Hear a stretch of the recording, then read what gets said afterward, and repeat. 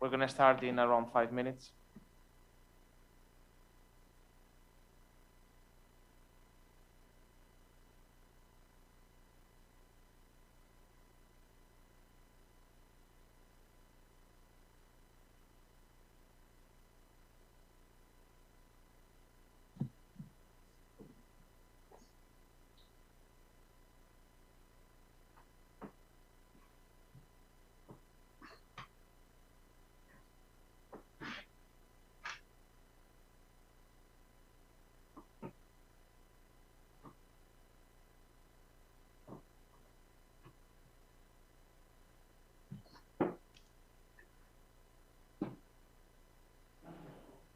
Good morning.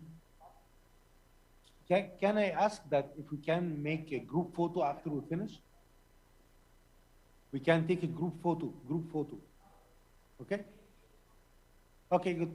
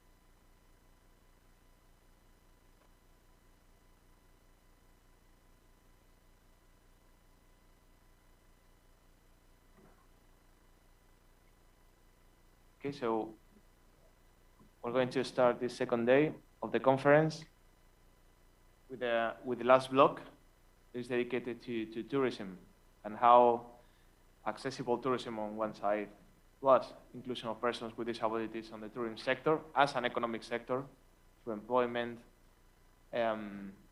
is needed in this region that depends so much on that area. And we're going to start by giving the floor to Mr. Igor Stefanovic, who is Igor Stefanovic, who is a technical coordinator at the Ethics, Culture and Social Responsibility Department at the World Tourism Organization. So we are glad to have here with us today. You may know is the United Nations agency responsible for the promotion of responsible, sustainable, and universally accessible tourism that we're proud that holds its headquarters in Madrid, here in Spain. Igor joined the World Tourism Organization in 2008 and had previously worked for 7 years in the area of peacekeeping, human rights policies, and institutional reforms of the Western Balkans, joining the UN mission in his home country, Bosnia and Herzegovina, in 1998, at the age of 19.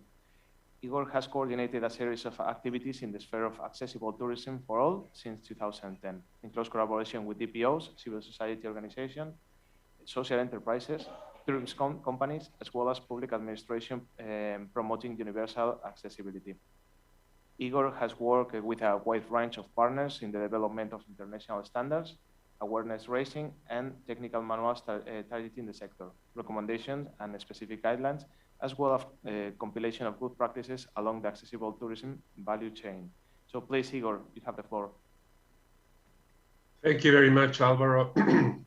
Good morning to you all from cold Madrid, where Alvaro already said that headquarters of the UNWTO is situated.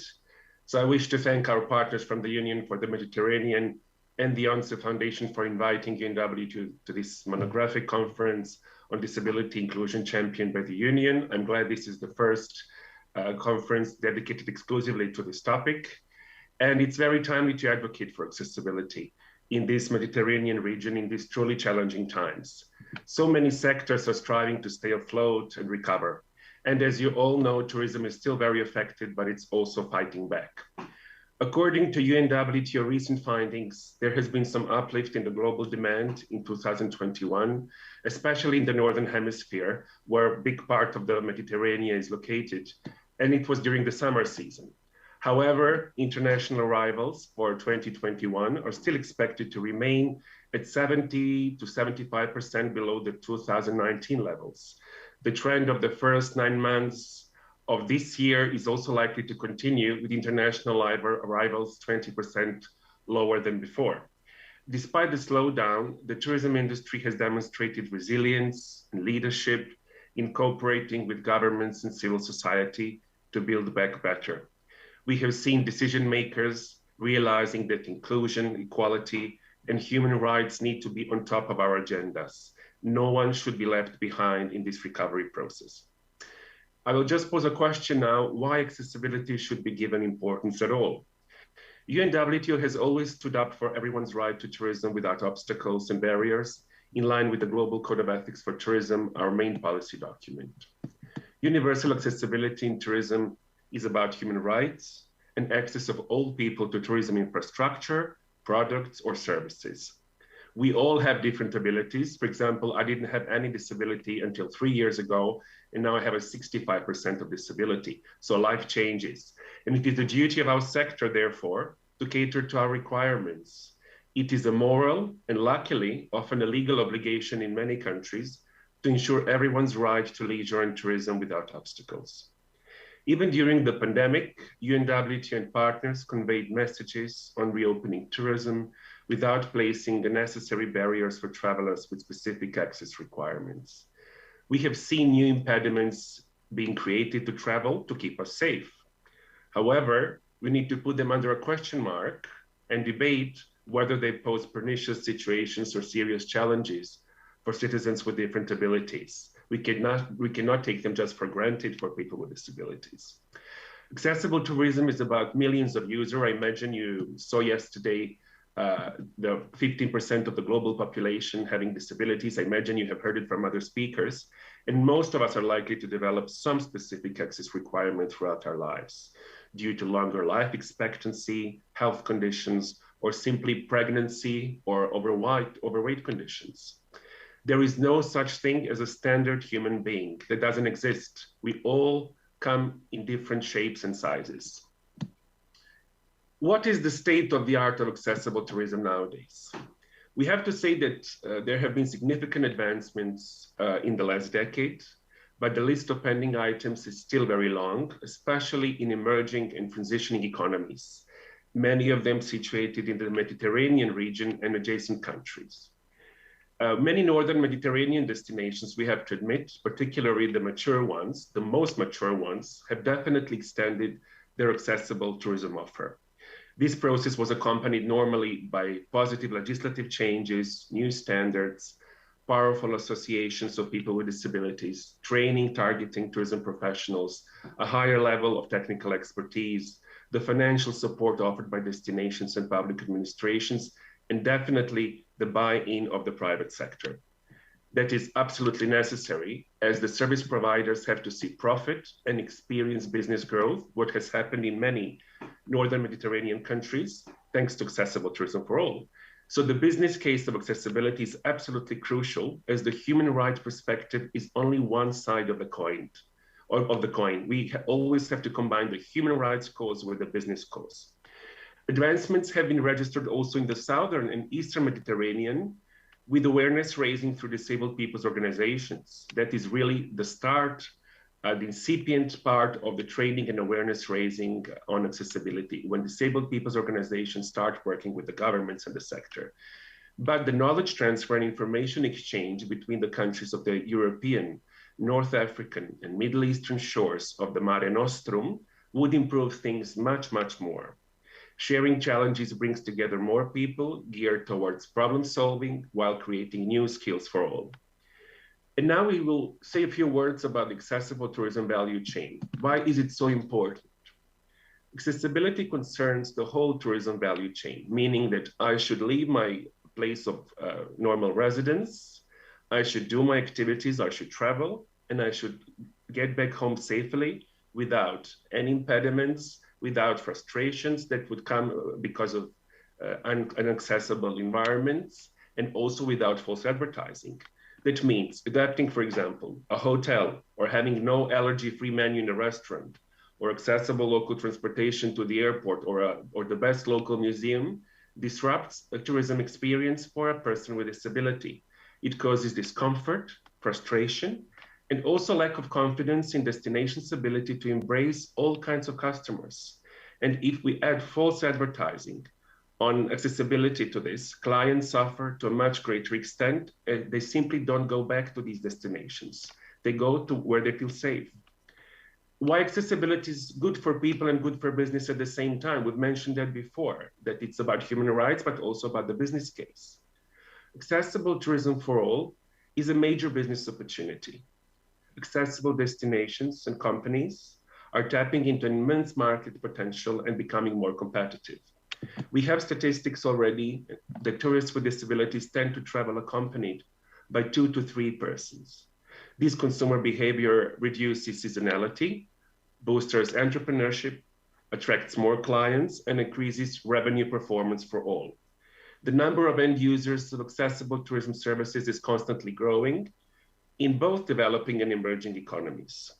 By 2050, that means in 30 years' time, 1 out of 6 people will be aged 65 or more at the global scale, while in Europe and North America, where there is, of course, a lot of population aging that is much bigger than in many emerging economies, this figure may reach up to 25% of the whole population of these regions. Globally, almost half of the persons who are aged over 60 at this moment already have some disability. In many regions, persons with access requirements and seniors have time and have resources to travel. The potential market in the European Union, for example, has more than 130 million people if we sum up people with disabilities, seniors, and their accompanying persons. And in the European Union, we calculate that there would be more than 70% of people with financial and physical capabilities to travel. So we are talking about a big market.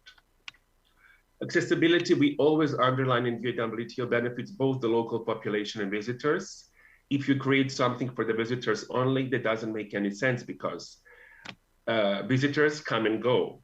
So the infrastructure and services remain available and they will improve the overall quality of life, especially of the local people. But of course, we shouldn't forget that those destinations, municipalities that open up to visitors with disabilities, position tourism businesses on new markets as they expand their outreach, and they also improve their reputation on the market. And there is one problem though, there is a lack of common guidance. So why do we need a common guidance at the global level? We have different tourism destinations around the world and companies applying different concepts, measures, dimensions when stating their accessibilities. These circumstances make the travel planning rather confusing, causing very often a higher cancellation rate that is not good for business. This case scenario also applies to the Mediterranean, especially among countries with a different level of development of normative frameworks. And we all know that this situation exists between the different countries. Service providers, therefore, need to speak the same language when assessing and upgrading their accessibility features. They require some guidance tools that enable customers to understand the offer on accessible products and experiences, not necessarily a label on the establishment stating I comply or we are accessible. It's totally a different process. So which solutions does UNWTO suggest? UNWTO has always been convinced that an international comprehensive standard would be needed to bridge the pending obstacles. We felt 5 years ago that it was urgent to put forward recommendations for national tourism administrations, meaning ministries of tourism, destination management organizations, meaning local municipalities with destinations and also national promotion boards, but also the service providers to facilitate policy making and strategic actions. We thought we had to go one level higher than the already published series of UNWTO manuals in the sphere of accessibility. So in 2016, we joined hands with the UNCE Foundation, that is, of course, one of the co-organizers of the event today with the Union for the Mediterranean. And we also joined hands with the Spanish Association for Standardization to develop such an instrument at the global level. So we submitted the proposal to ISO. Our organization assumed the role of convener of an expert working group in charge of elaborating the new international ISO standard on accessible tourism. UNWTO's main role was to ensure a multi-sectoral consensus between 85 experts from 35 countries, representing a wide range of interests. The adoption of this standard and accessibility itself, when we talk about accessibility, is about joint efforts of the public and private sectors, destinations, trade associations, and of course, consumers advocates and disabled people's organizations. We and they all bring together pieces of a seamless travel experience that we all need when we travel. We are pleased that upon UNWTO's proposal and in collaboration with Portugal, we were able to include in the new standard a set of recommendations for public administrations. This represents a novelty in ISO standards as opposed to its traditional focus on the private sector. Why the publication of this new standard and also the new guidelines by UNWTO is so timely? The publication of this standard in July 2021, that means 6 months ago, after 4 years of an arduous work, fully coincided with the tourism recovery process. We are all aware of this very complicated recovery process around the world because we have also different rules, different pandemic situations, and also different starting point when it comes to resources. UNWTO and partners launched in the last 2 years 2 sets of inclusive recovery guides to reopen tourism without imposing unnecessary obstacles, because we were all aware that the new health protocols would make travel more complicated, more challenging for those with access requirements. We suggested therefore solutions for designing specific policy and strategic measures to advance accessible tourism for all under these new circumstances. Putting in practice these guidelines and the new ISO standard is a perfect match when it comes to designing an inclusive recovery. These tools can serve to embrace the human diversity that we are all aware of and also challenge the stereotypes that we all have to do. It has to make us all feel equal and welcomed when enjoying travel and tourism. Changing our mindset and understanding the business case of accessibility are still the key challenges.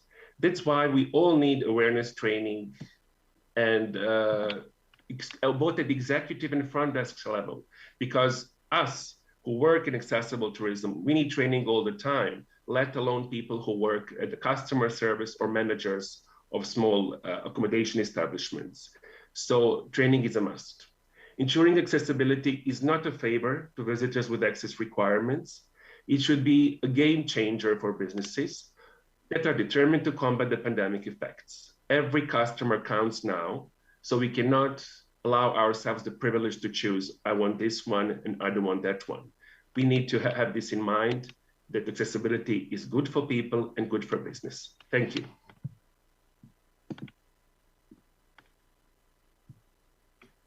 Thank you so much, Igor. And I'm gonna give the floor to another Angrikia, so she can moderate the first roundtable, which is on accessible tourism and inclusion of persons with disabilities in the touristic socioeconomic sector. Please, Anna.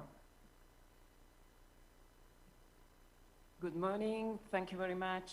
Thank you for your intervention that indeed focus a lot not only on the impact of COVID-19 on tourist sector, but also on possible solution and new guidelines.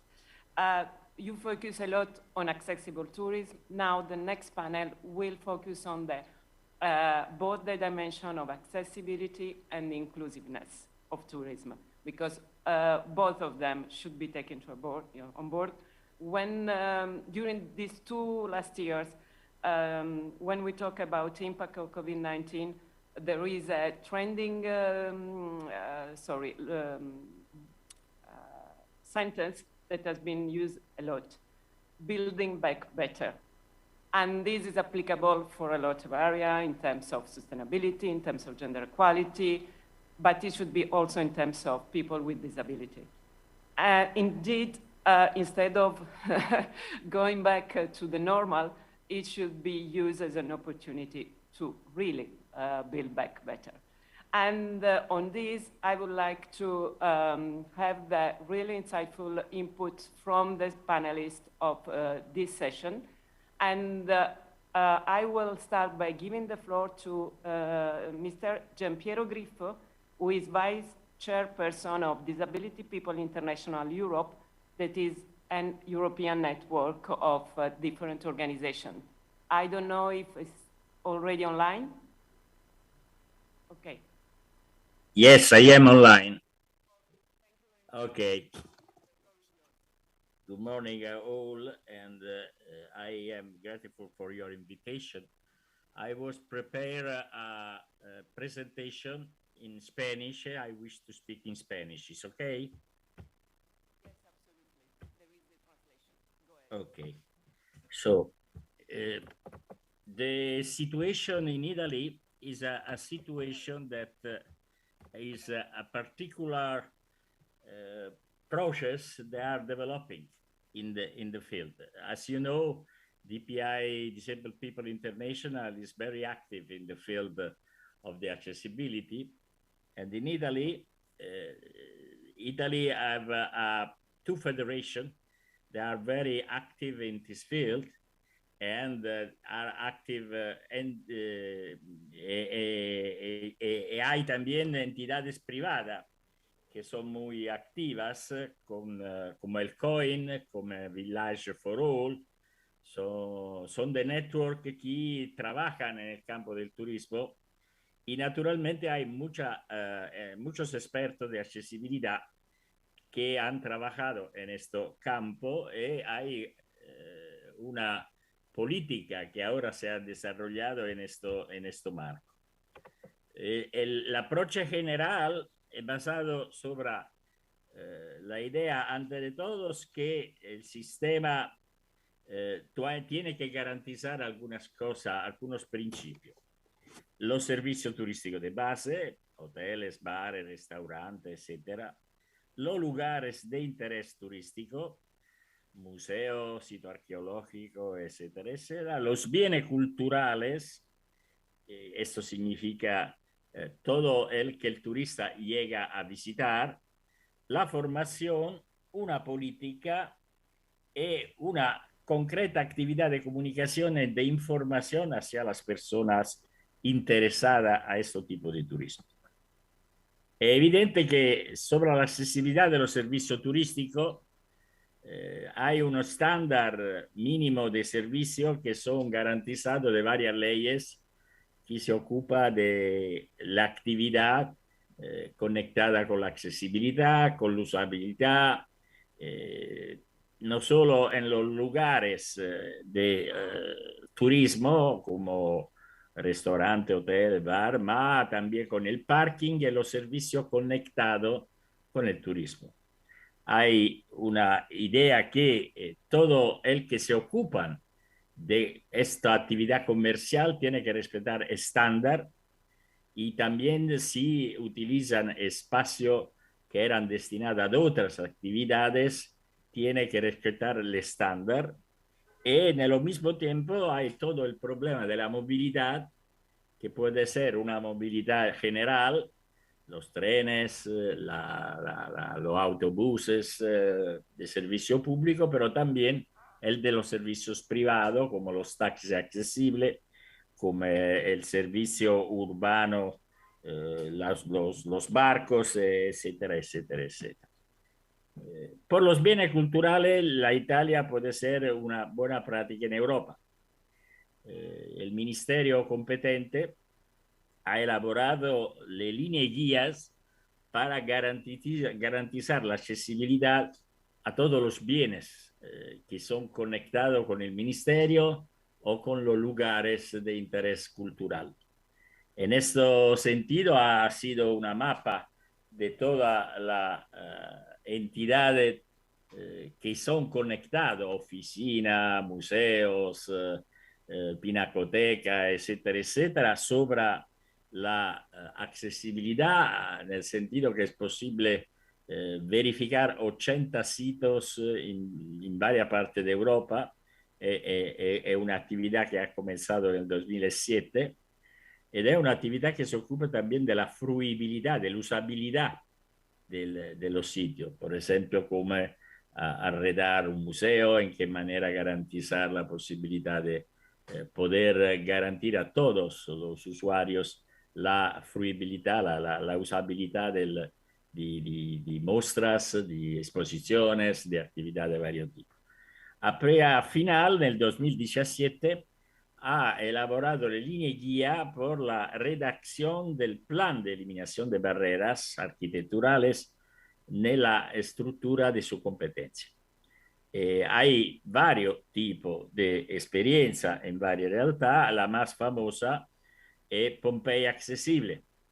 Quiere decir, ha sido hecho un percurso de 3 kilómetros, un camino de 3 kilómetros en todo el lugar arqueológico del 2016, que permite de poder visitar la ciudad con una particular atención a la accesibilidad. Hay otra acción que ha sido desarrollada, porque el turismo también, si no ha sido pensada estas acciones en coordinación con un objetivo, está hecho de muchas actividades conectadas con el turismo. Quiere decir, hay una legislación por la accesibilidad de los parques naturales que incluye, decimos, la posibilidad que en este parque se puede producir camino para todos. Hay una atención a los balnearios, a los lugares, servicios balnearios que tiene que ser accesible. Hay una atención a los espectáculos. Hay reglas que tienen que ser respetadas en los espectáculos públicos. Hay una accesibilidad que es conectada a todos los servicios que puede ser producido en lugares web o en app. es un producto que ha sido desarrollado en el tiempo. La primera ley es del 2004, pero ahora hay una regulamentación que ha incluido toda la legislación europea. Y ahora no solo los instrumentos, los productos digitales como una app tienen que respetar reglas de accesibilidad. Hay después una formación universitaria. En algunas universidades se han desarrollado cursos específicos de turismo para todos. Hemos comenzado en el 2003 en ocasión del año europeo de las personas con discapacidad, y ahora hay efectivamente en varias universidades cursos específicos. En la ocasión fue desarrollado también un manual por informar los operadores del turismo de cómo tratar y manejar la relación con personas con discapacidad.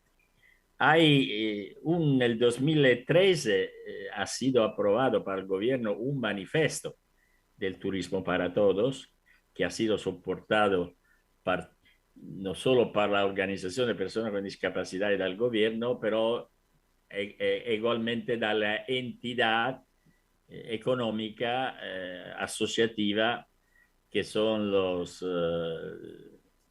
representantes económicos de este lugar o de esta área, pero también los representantes de toda la entidad económica italiana. Y después se le ha habido una progresiva creación y dotación de instrumentos, auxilios, actividades que han permitido no solo, por ejemplo, de tener un área balnearia accesible, sino de tener silla apropiada, de desarrollar actividades que son siempre más importantes por la accesibilidad de un turista con discapacidad.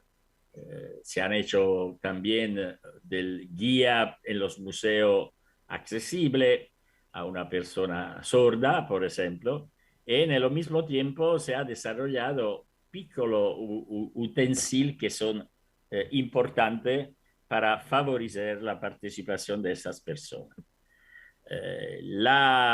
El Plano Nacional de Resiliencia y de Recuperación ha introducido una atención particular al turismo y a los bienes culturales, porque se ha garantizado una área con una financiación de 6 miliardos y 680 millones de euros, endirizado exactamente a la creación de actividad de modernización en el campo específico de actividad del ministerio, pero también llegada a la posibilidad de reestructurar actividades turísticas, de implementar servicios online, etcétera, etcétera, etcétera. Un ejemplo que puedo dar de la red italiana Discapacidad y Desarrollo es una organización que incluye 3 organizaciones que hacen cooperación y 2 organizaciones de personas con discapacidad, que en un proyecto en Palestina, nel 2018-20, ha desarrollado un proyecto manejado por asociaciones como Click Educate y la misma red, la accesibilidad a una ciudadela de Crociatos con un servicio de hospitalización accesible en la área del Albui. Dall'altro lado ha tenido una investigación sobre la accesibilidad de los hoteles a Hebrón y Betlem, que son 2 áreas turísticas, y al final ha presentado al Ministerio del Turismo, al Ministerio de los Bienes Culturales y a autoridades locales un manifiesto para subrayar cómo el turismo es una actividad económica de interés general, la participación de las personas con discapacidad y incentivos a aumentar el número de personas que se ocupen de esto. Después, creo que sería importante subrayar que en el mundo se va desarrollando el turismo de aventura. Quiere decir, el turismo que no puede garantizar una capacidad de garantir accesibilidad, ma que puede ayudar a la persona a través de servicios de asistencia, una posibilidad de visitar lugares totalmente inaccesibles. Yo he hecho la experiencia en Perú. En Perú he podido visitar Machu Picchu. Machu Picchu è una grande ciudad incas que ha una actividad, diciamo, de turismo muy intensivo, ma que es totalmente inaccesible, porque es una ciudad a 2000 metros sobre el nivel del mar, una ciudad que ha hecho, diciamo, una construcción particularmente inaccesible, lo puede mirar de algunas fotos, e che tiene, diciamo, un'attrattiva, un fascino particolare per los turistas. Yo creo que el elemento importante es que la perspectiva por el turismo para todos es quello de, prima de todo, hablar de una calidad del turismo, la accesibilidad y la calidad del turismo a nivel internacional. La inclusión de la persona con disabilidad desarrolla, con discapacidad, desarrolla, amplia el número de personas interesadas. Ya han dicho quien me ha precedido que se habla de 120, 130 millones de personas en Europa. Y esto es exactamente una atractiva por el mundo económico. En el mismo tiempo, la fruibilidad, la usabilidad del patrimonio cultural es un derecho de las personas del país porque representa la herencia histórica que tiene que ser conocida y por esto es un marco también de derechos humanos de la persona con discapacidad, en este caso de turistas, que puede visitar estos lugares. Al final, es muy importante la transferibilidad del estándar de accesibilidad a diferentes niveles. Nel Mediterráneo es un objetivo económico y social estratégico. Por esto, probablemente esta conferencia de Barcelona tiene que empezar a recoger buena práctica, experiencia para desarrollar una política europea en el marco del turismo para todos en el Mediterráneo. Naturalmente, es importante soñar. Nosotros decimos nada sobre nosotros sin nosotros. Es un tema importante.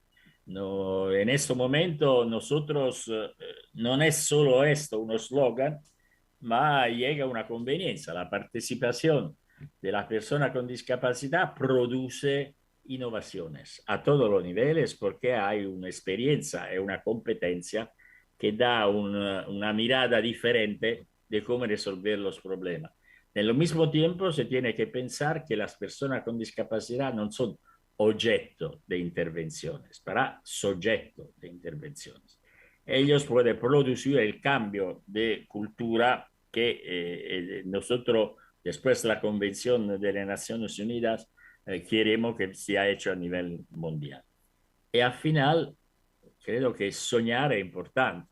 Estas fotos son fotos de idea, de poder visitar el Sahara, de poder ser también astronauta con discapacidad. La última apelación de la Unión Europea, hay personas con discapacidad que se son apuntadas por llegar a ser astronauta. El sueño y anche el deseo, en un mismo tiempo, los derechos de poder participar en igualdad de oportunidad con los otros. Gracias. Many thanks for your presentation. I'm Italian, so I'm happy to see that for once in Italy something has been improved quite quickly. Thank you very much, and indeed, as you said, all the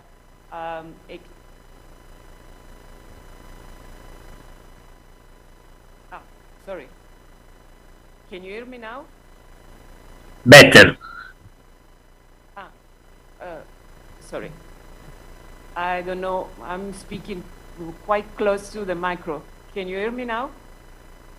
Yes. Okay. Yes, yes. Okay. Perfect. Thank you very much. I'm sorry. Okay. I was saying thank you very much to Mr. Griffo, and about your last statement about the need to really work in cooperation to make sure that tourism will be fully accessible in the Euro-Mediterranean region. I would say that the Union for Mediterranean is eager to work on it. In our agenda, we have already a priority on sustainable tourism, and we would like really to think about how to make both sustainable, accessible, and inclusive tourism. And now I will give the floor to Dr. Nawaf Kabara. He has been teaching for about 25 years. He has been active in all the negotiations for the formation and adoption of the Convention on Rights of Persons with Disability, and is a key expert in the field of disability, public policy making, and regional and international organizations. Dr. Nawaf, the floor is yours. Thank you very much. I'm not an expert on tourism, but I'm a big traveler. I've been to 50 countries. Before I start, let me send my salute to my friend Jean-Pierre Griffo, because I haven't seen him for quite a long time now. So I would like to tell him hello, and we hope to see him soon physically. Now, what I'm thinking is that talking about tourism, they're asking me to speak in Arabic, but I'm going to continue in English. What I'm thinking is that talking about tourism, there are many aspects of the matter. First of all, the word accessibility is not the same for all forms of disability. When we talk about this physical disability, it's very different from accessibility for people with blind people, or people with intellectual disability, or people who are deaf. And therefore, we have to contemplate what kind of accessibility for each kind of disability in terms of tourism. And I will elaborate on it later on. The second issue, which is of vital importance through my experience, is the cost. It's the cost of tourism. Now, whereas people who do not have disability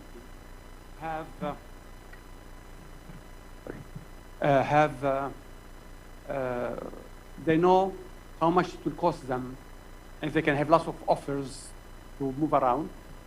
It's not the case for persons with disability.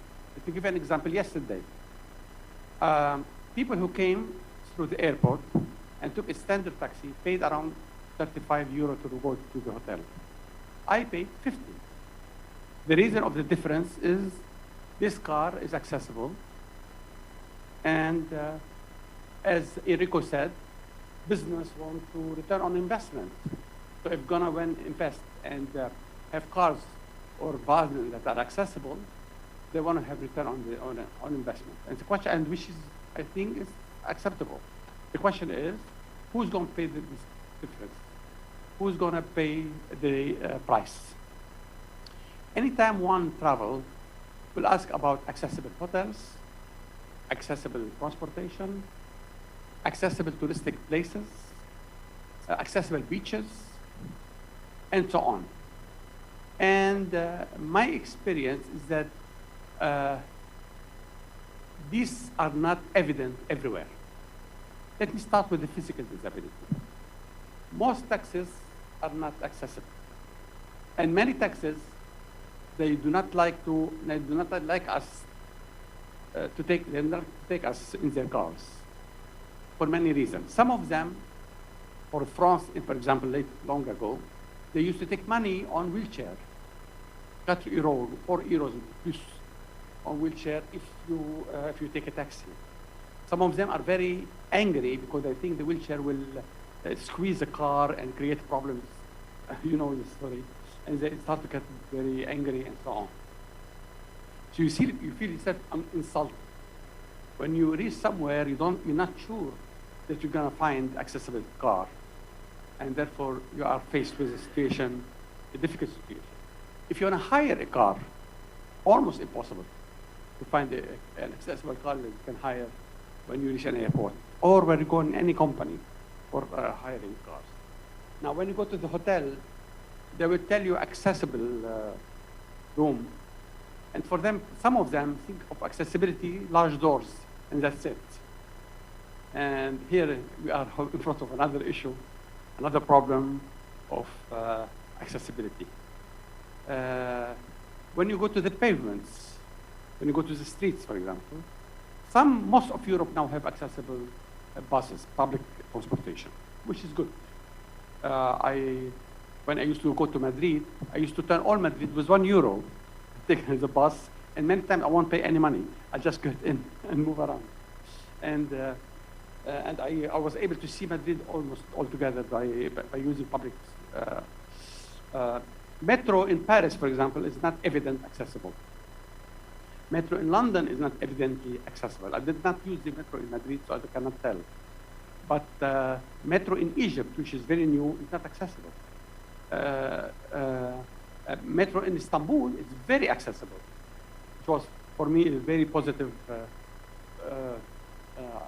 surprise, find it as such. And also, the buses are accessible and so on.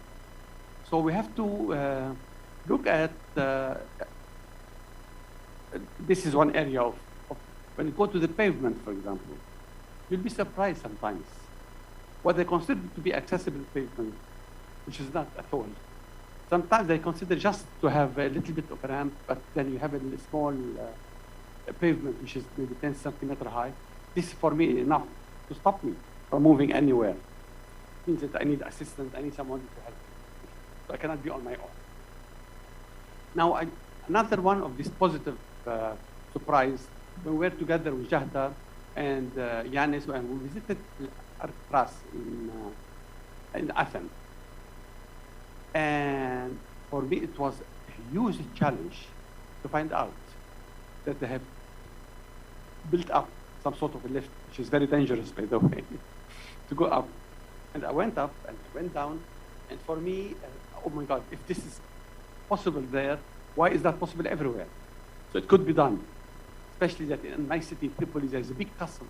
Of course, it's not accessible, but we can turn it accessible out of these experiences. Now, so basically, we're talking about accessibility, which is not evident.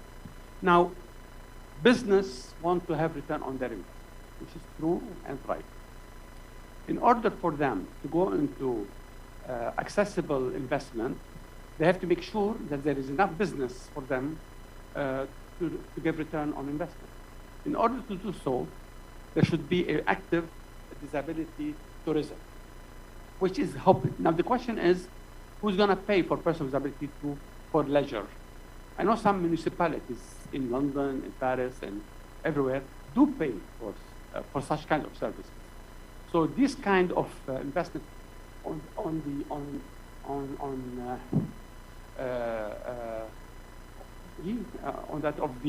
government or municipalities will provide enough funding to make the business sector move and create such kind of accessibility. It's not only by law.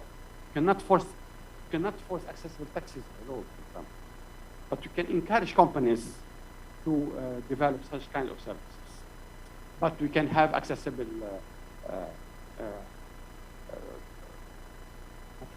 exhibitions, places, museums, and so on. And so that's as far as physical disability is concerned. Of course, when we talk about restaurants, this is another hustle. Not all restaurants are accessible, not always easy to get in, especially small restaurants and old restaurants. Now, concerning the other kind of disability, for blind people, they need to have accessible information.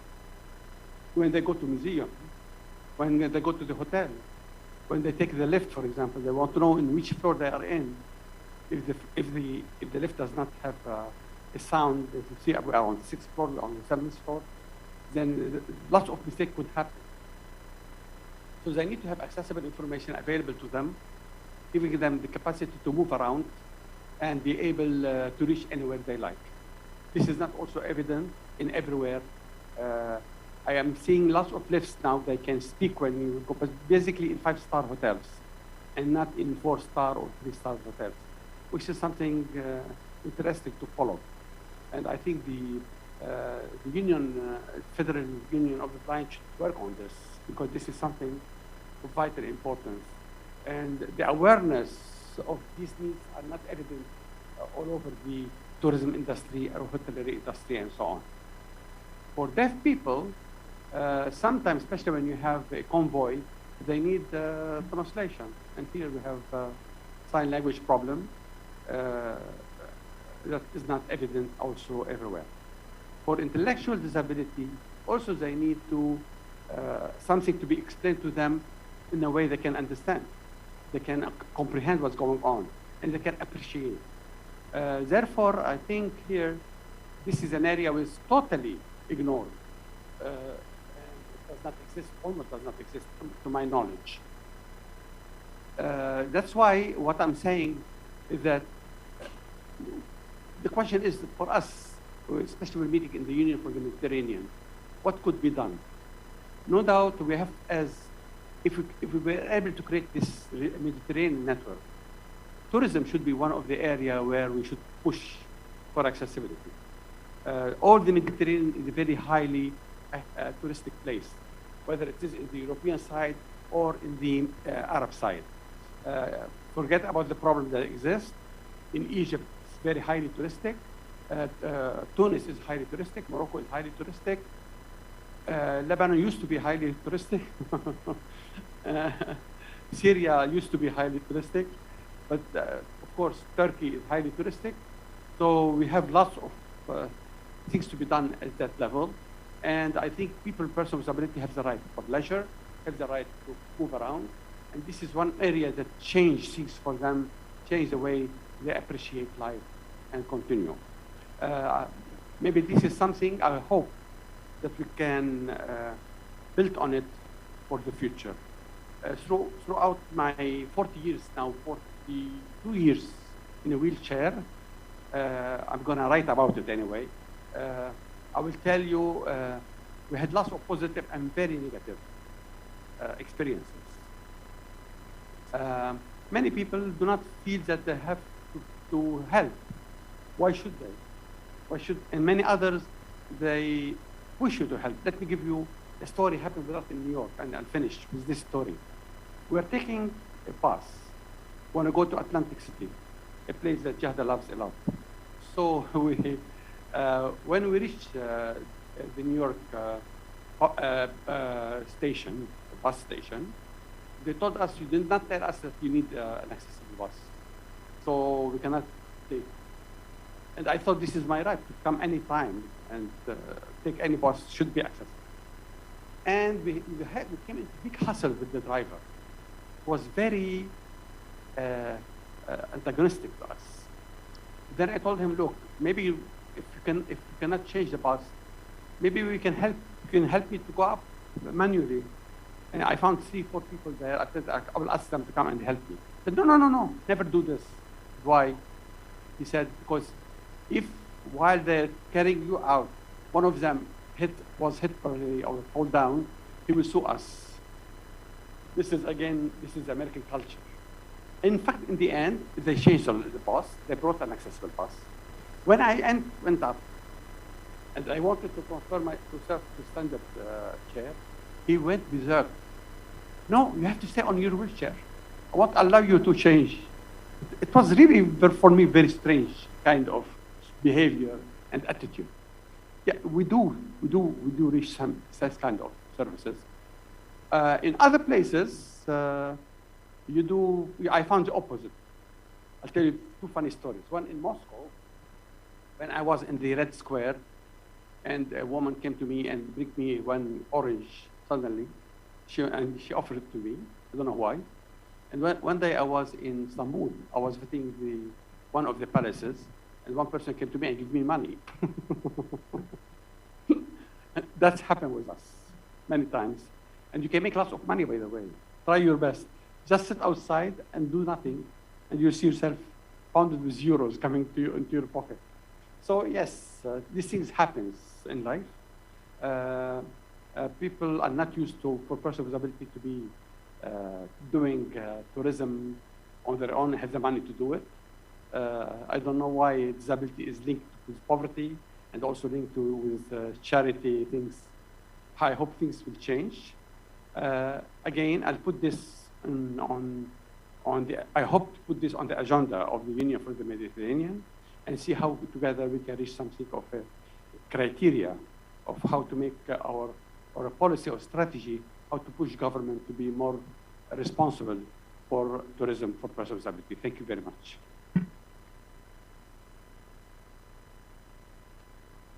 Thank you very much for your intervention. And I took note of the proposal for the Union for the Mediterranean to work on this area. As I told, tourism, it's a key area in terms of economic development, in terms of sustainability, and it will certainly be also in terms of accessibility and inclusiveness. Sorry, I give the floor now. Yes, sir. And yes, I saw that there are a lot of interventions. Maybe we can take a couple of them and then give the floor to Ivana and give the space for the debate after it. Okay, thank you. I have one comment on that. I am a father of two gentlemen with severe multiple disability. Once I went to a swimming pool, in a very luxurious swimming pool in Lebanon, and it's very expensive. When my both sons, I moved them to the pool, suddenly people who were in the pool started to leave.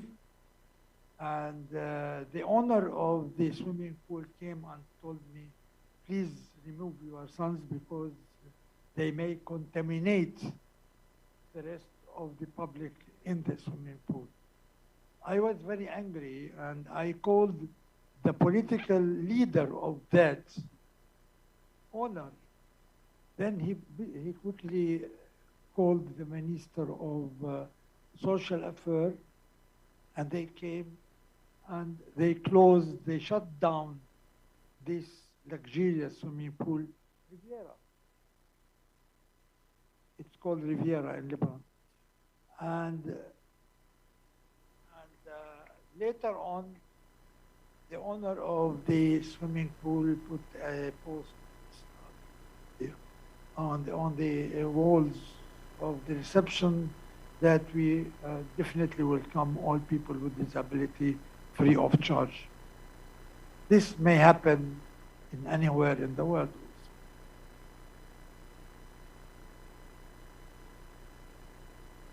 جلال. صباح الخير. بدي أكد على اللي حكيه بالنسبة لعدم وجود تسهيلات للأشخاص ذوي الإعاقة بمعظم المناطق السياحية. نحن الجمعية الوطنية لحقوق الأشخاص ذوي الإعاقة بلبنان عملت مسح ل1000 مؤسسة بين مطاعم، أوتيلات، جامعات، دور عبادة، سوبر ماركت، كله. المؤسف إنه فقط 20% من ال1000 no translation. No, it's okay. They are speaking in French. I want to speak in Arabic. There is no translation? No? It's working now?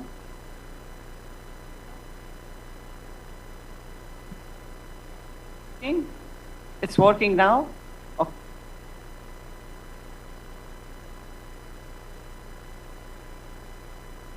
Now it's okay? You didn't hear from the beginning, so I want to repeat again? Okay. صباح الخير. الجمعية الوطنية لحقوق الأشخاص ذوي الإعاقة بلبنان عملت مسح ل1000 مؤسسة بين جامعات ومسارح ودور عبادة وسوبر ماركت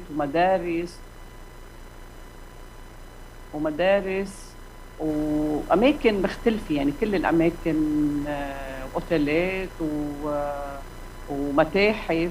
للأسف بين ال1000 مؤسسة ما في 20% منهم إنه مجهزين للأشخاص ذوي الإعاقة. لنقول إنه مثلا أحد المطاعم إنه ما في إنه ما في درجات على مدخل المطعم، بيقدر يدخل الشخص على الكرسي المتحرك على المطعم، بس ما بيقدر يستعمل تويلت بقلب المطعم. الملفت للنظر إنه وزارة الدفاع بلبنان هي الوحيدة اللي كانت فول اكسسبل. والملفت بالنظر مش لانه الدولة اخذت بالاعتبار انه لازم هي تكون فول اكسسبل، لانه اجت بناء على توصية من الحكومة الفرنسية اللي قامت باعادة تأهيل الوزارة لحتى تكون اكسسبل. هيدا بيأكد نحن هيدا المسح انعمل بلبنان، واكيد بمعظم الدول العربية بتواجهنا نفس المشكلة. مشان هيك انه في ضروري انه التركيز على حق الاشخاص ذوي الاعاقه التمتع بالحياه المجتمعيه مثل ما بتنص عليه الاتفاقيه باحد موادها. هذا حق من حقوق الانسان. شكرا.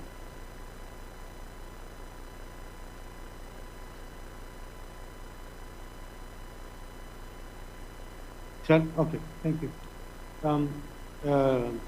I was speaking Arabic also. Okay. I will be practical. سأكون عمليا في هذا الأمر. أعتقد إنه لابد يعني من الطرح اللي احنا سمعناه تتطلب وضع استراتيجية بتوقيت زمني محدد للأكسسبيليتي أو السياحة، سياحة الأشخاص ذوي الإعاقة خلينا نسميه. وهذه سياحة الأشخاص ذوي الإعاقة يجب أن تتماشى مع مبدأ العيش باستقلالية الوارد في اتفاقية حقوق الأشخاص ذوي الإعاقة. وده أمر يتطلب جهد مشترك ما بين حد مثلا ما اعرفش، عايز اسال اليونيون فور ذا ميديترينيان، احنا هل لديكم مجالس وزاريه متخصصه؟ يعني انا مثلا مسؤول في جامعه الدول العربيه عن مجلس وزراء الشؤون الاجتماعيه العربي، يجتمع كل الوزراء المعنيين بمسائل الشؤون الاجتماعيه كلها مره في العام، ولهم اجتماعات. أنا أقوم بمهام الأمانة الفنية، ولدينا مجلس وزراء للسياحة العربي، ولدينا المنظمة العربية للسياحة، وأعتقد أن المنظمة العربية للسياحة هي عضو أيضا مع مجلس وزراء السياحة العرب في المنظمة العالمية للسياحة.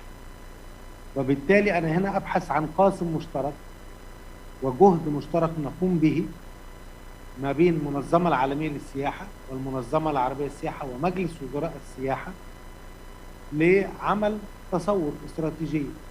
هذه الاستراتيجية يكون لها بعض المعايير. أولا هنتكلم على standardization أو المعايير المطلوبة لسياحة الأشخاص ذوي الإعاقة مع باقي الأفراد حتى يشعروا أنهم سواء، يعني دون ما أفرض شيء مخصوص، ولكن هم accessible زي ما اتكلمنا ويعيشوا باستقلالية زي ما اتكلمنا. هذا الجزء الأول. الجزء الثاني هي ما هي المناطق السياحية الموجودة في العالم التي نستطيع تأهيلها بشكل جيد جدا لتكون متاحة لسياحة الأشخاص ذوي الإعاقة وجاذبة لهم. وأؤكد على كلمة جاذبة لهم كثيرا حتى تكون متاحة ولغيرهم، حتى لأنه احنا بنبحث عن سياحة للأشخاص ذوي الإعاقة والأسرة بشكل عام في هذا الموضوع. فأنا أقترح هنا يمكن نبدأ بورقة عمل، وأقترح أيضا أنا مستعد من خلال جامعة الدول العربية ننظم مع UfM ورشة عمل متخصصة نجمع فيها كل الشركاء حول هذا الموضوع، ونتكلم ازاي نحط خطوط عريضة استراتيجية عربية من ومنطقة مع الاتحاد من أجل المتوسط للسياحة في هذه المناطق، السياحة الأكسسبل للأشخاص ذوي الإعاقة. شكرا جزيلا.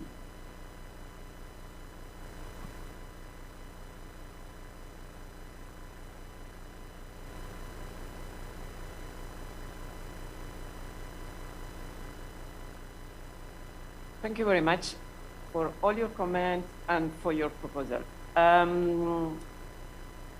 On behalf of the Union for the Mediterranean, We don't have specific mandate to work on accessible tourism yet, meaning that we have not been working in terms of ministerial conferences or commission on this topic. There was a clear reference to the need to include in the recovery policies also the people with disability in the last regional forum at ministerial level in last November.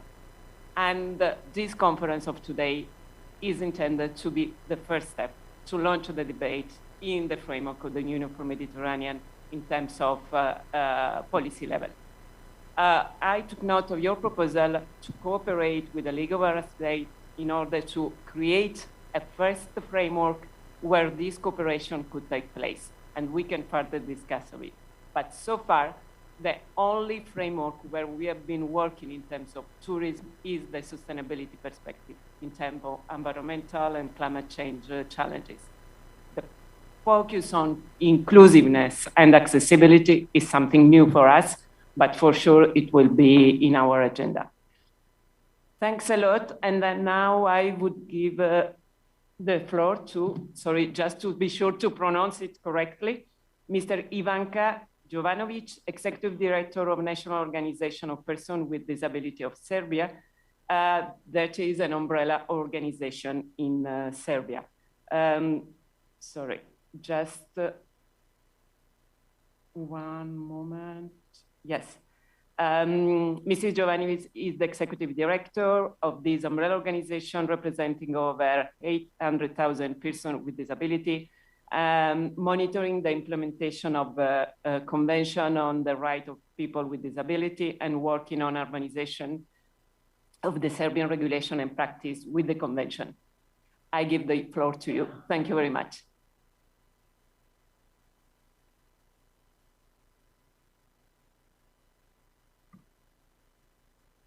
Hello, do you hear me?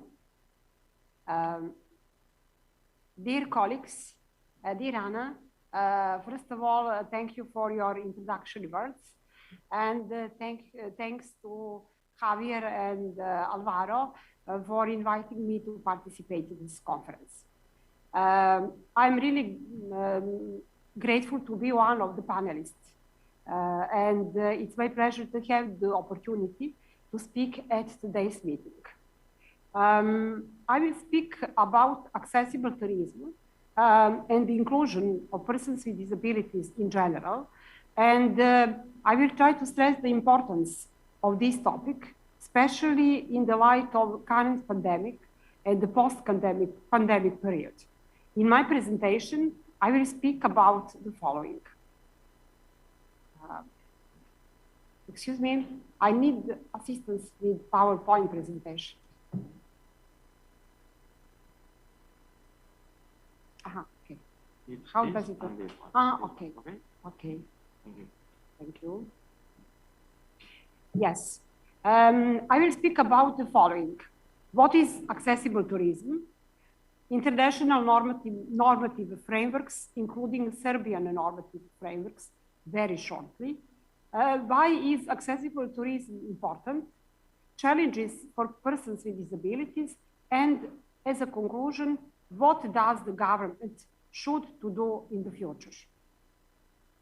Actually, what is accessible tourism?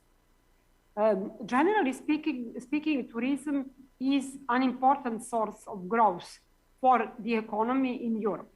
However, traveling can still be a real challenge for all persons with disabilities. Globally, it is estimated that there are over 1 billion persons with disabilities, as well as more than 2 billion people, such as family members, children, and caregivers of persons with disabilities. They represent almost a third of the world's population, and that are directly affected by disability. Although this is a huge potential market for travel and tourism, it still remains vastly out of reach due to inaccessible travel and tourism facilities and services, as well as discriminatory policies and practices. Accessible tourism enables the people to participate in and enjoy tourism experiences regardless of health conditions, ages, etc. This includes publicly and privately tourist locations, facilities, and services. Accessible tourism involves a common process among all stakeholders, governments, international agencies, tour operators, and end users, including persons with disabilities and their organizations. For example, a single destination visit normally involves many factors, including accessing information, local transportation, accommodation, shopping, dining, etc. The most important international document regarding the human rights of people with disabilities is UN Convention on the Rights of Persons with Disabilities, which was adopted by the UN General Assembly in December 2006. Within this convention, there are two articles especially important for this issue, Article 9 and Article 30. Article 9 on accessibility calls for state parties to take appropriate measures to ensure that persons with disabilities have equal access to the physical environment, information, transportation, and other facilities and services open or provided to the public. It also calls for the elimination of obstacles and barriers to accessibility, including all transportation and facilities. Furthermore, Article 30 on participation in cultural life, recreation, leisure, and sports also calls for state parties to ensure that people with disabilities enjoy the benefits of tourism. After historic UN high-level meeting on disability and development in 2013, UN Secretary General Ban Ki-moon called on the international community to make towns and cities accessible to all. In the recent 2030 Agenda for Global Action containing the Sustainable Development Goals, exactly Goal 11 focuses on principle to make cities and human settlements inclusive, safe, resilient, and sustainable. This goal captures tourism and recreation through its call for the provisions of universal design for accessible and sustainable transport system, inclusive urbanization, and access to green and public spaces. Regarding Serbian law and accessibility, for example, Serbian law on prevention of discrimination against persons with disabilities provides that denial of access to facilities in public use, including cultural, sports, and tourist facilities, constitute a prohibited act of discrimination. Local authorities are required to take measures to promote participation of persons with disabilities in the cultural, sporting, and religious life of the community. Also, Serbia has the law of construction and urban planning, and this law prescribes the obligation to apply the accessibility standards for all new multi-story business and residential buildings intended or open for the public, and fines for investors who do not fulfill this obligation.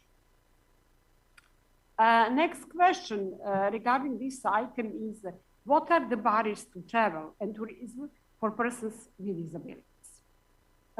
Despite of all affirmative international acts, unfortunately, people with disabilities around the world are faced with many barriers during their travels. The most common examples of obstacles are untrained professional staff capable of informing and advising about accessibility issue, inaccessible booking services and related websites, lack of accessible airports and transfer facilities and services, unavailability of adopted and accessible hotel rooms, restaurants, shops, toilets, and public places, inaccessible streets and transport services, unavailable information on accessible facilities services, equipped rentals, and tourist attractions. And when people with disabilities try to organize everything and to travel without barriers, often prove to be difficulties, costly, and time-consuming. In order to enable persons with disabilities to live independently and participate fully in all aspects of life, government must take appropriate measures to ensure that people with disabilities have access on an equal basis with other people. For example, all persons with disabilities have the right to go to hotels, restaurants, bars, etc. People working in hotels, restaurants, and bars have to make sure people with disabilities are able to enter the relevant premises and make them feel welcome. Various countries across Europe have taken action to make culture, sport, tourism, and leisure activities accessible for persons with disabilities. But some measures have been successful, some not.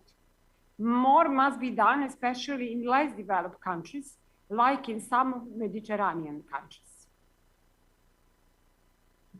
All new museums, galleries, libraries, cinemas, theaters, sports and concert halls, hotels, restaurants, etc., must be accessible for persons with disabilities. People working there must receive training in how to support the guests with disabilities. Governments also must identify funding to make existing museums, galleries, libraries, sports, concert halls, hotels, restaurants, and so on, accessible for persons with disabilities. They must work together with persons with disabilities. Together, they can make sure that all persons with disabilities are able to access culture, sport, tourism, and leisure activities. And last but not the least, accessibility is a central element of any responsible and sustainable development policy. It is both a human rights imperative as well as an exceptional business opportunity. And in this context, accessible tourism does not only benefit persons with disabilities, it benefits all of society. Thank you for your attention.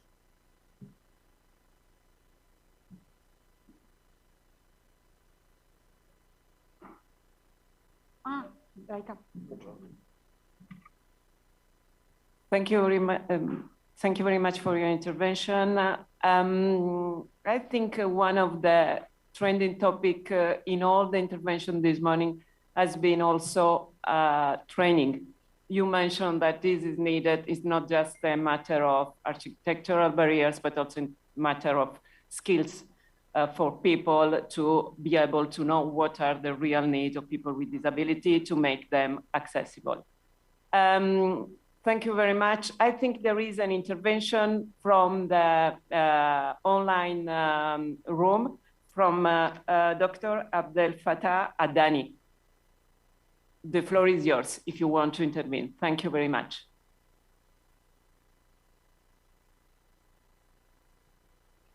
Hello, you are online. Bonjour, صباح الخير للجميع. Je parle en arabe. أتمنى يكون الصوت جيد. الصوت جيد. شكرا لكم. معكم عبد الفتاح من المغرب. سعيد أولا بالمشاركة معكم في هذا اللقاء الهام.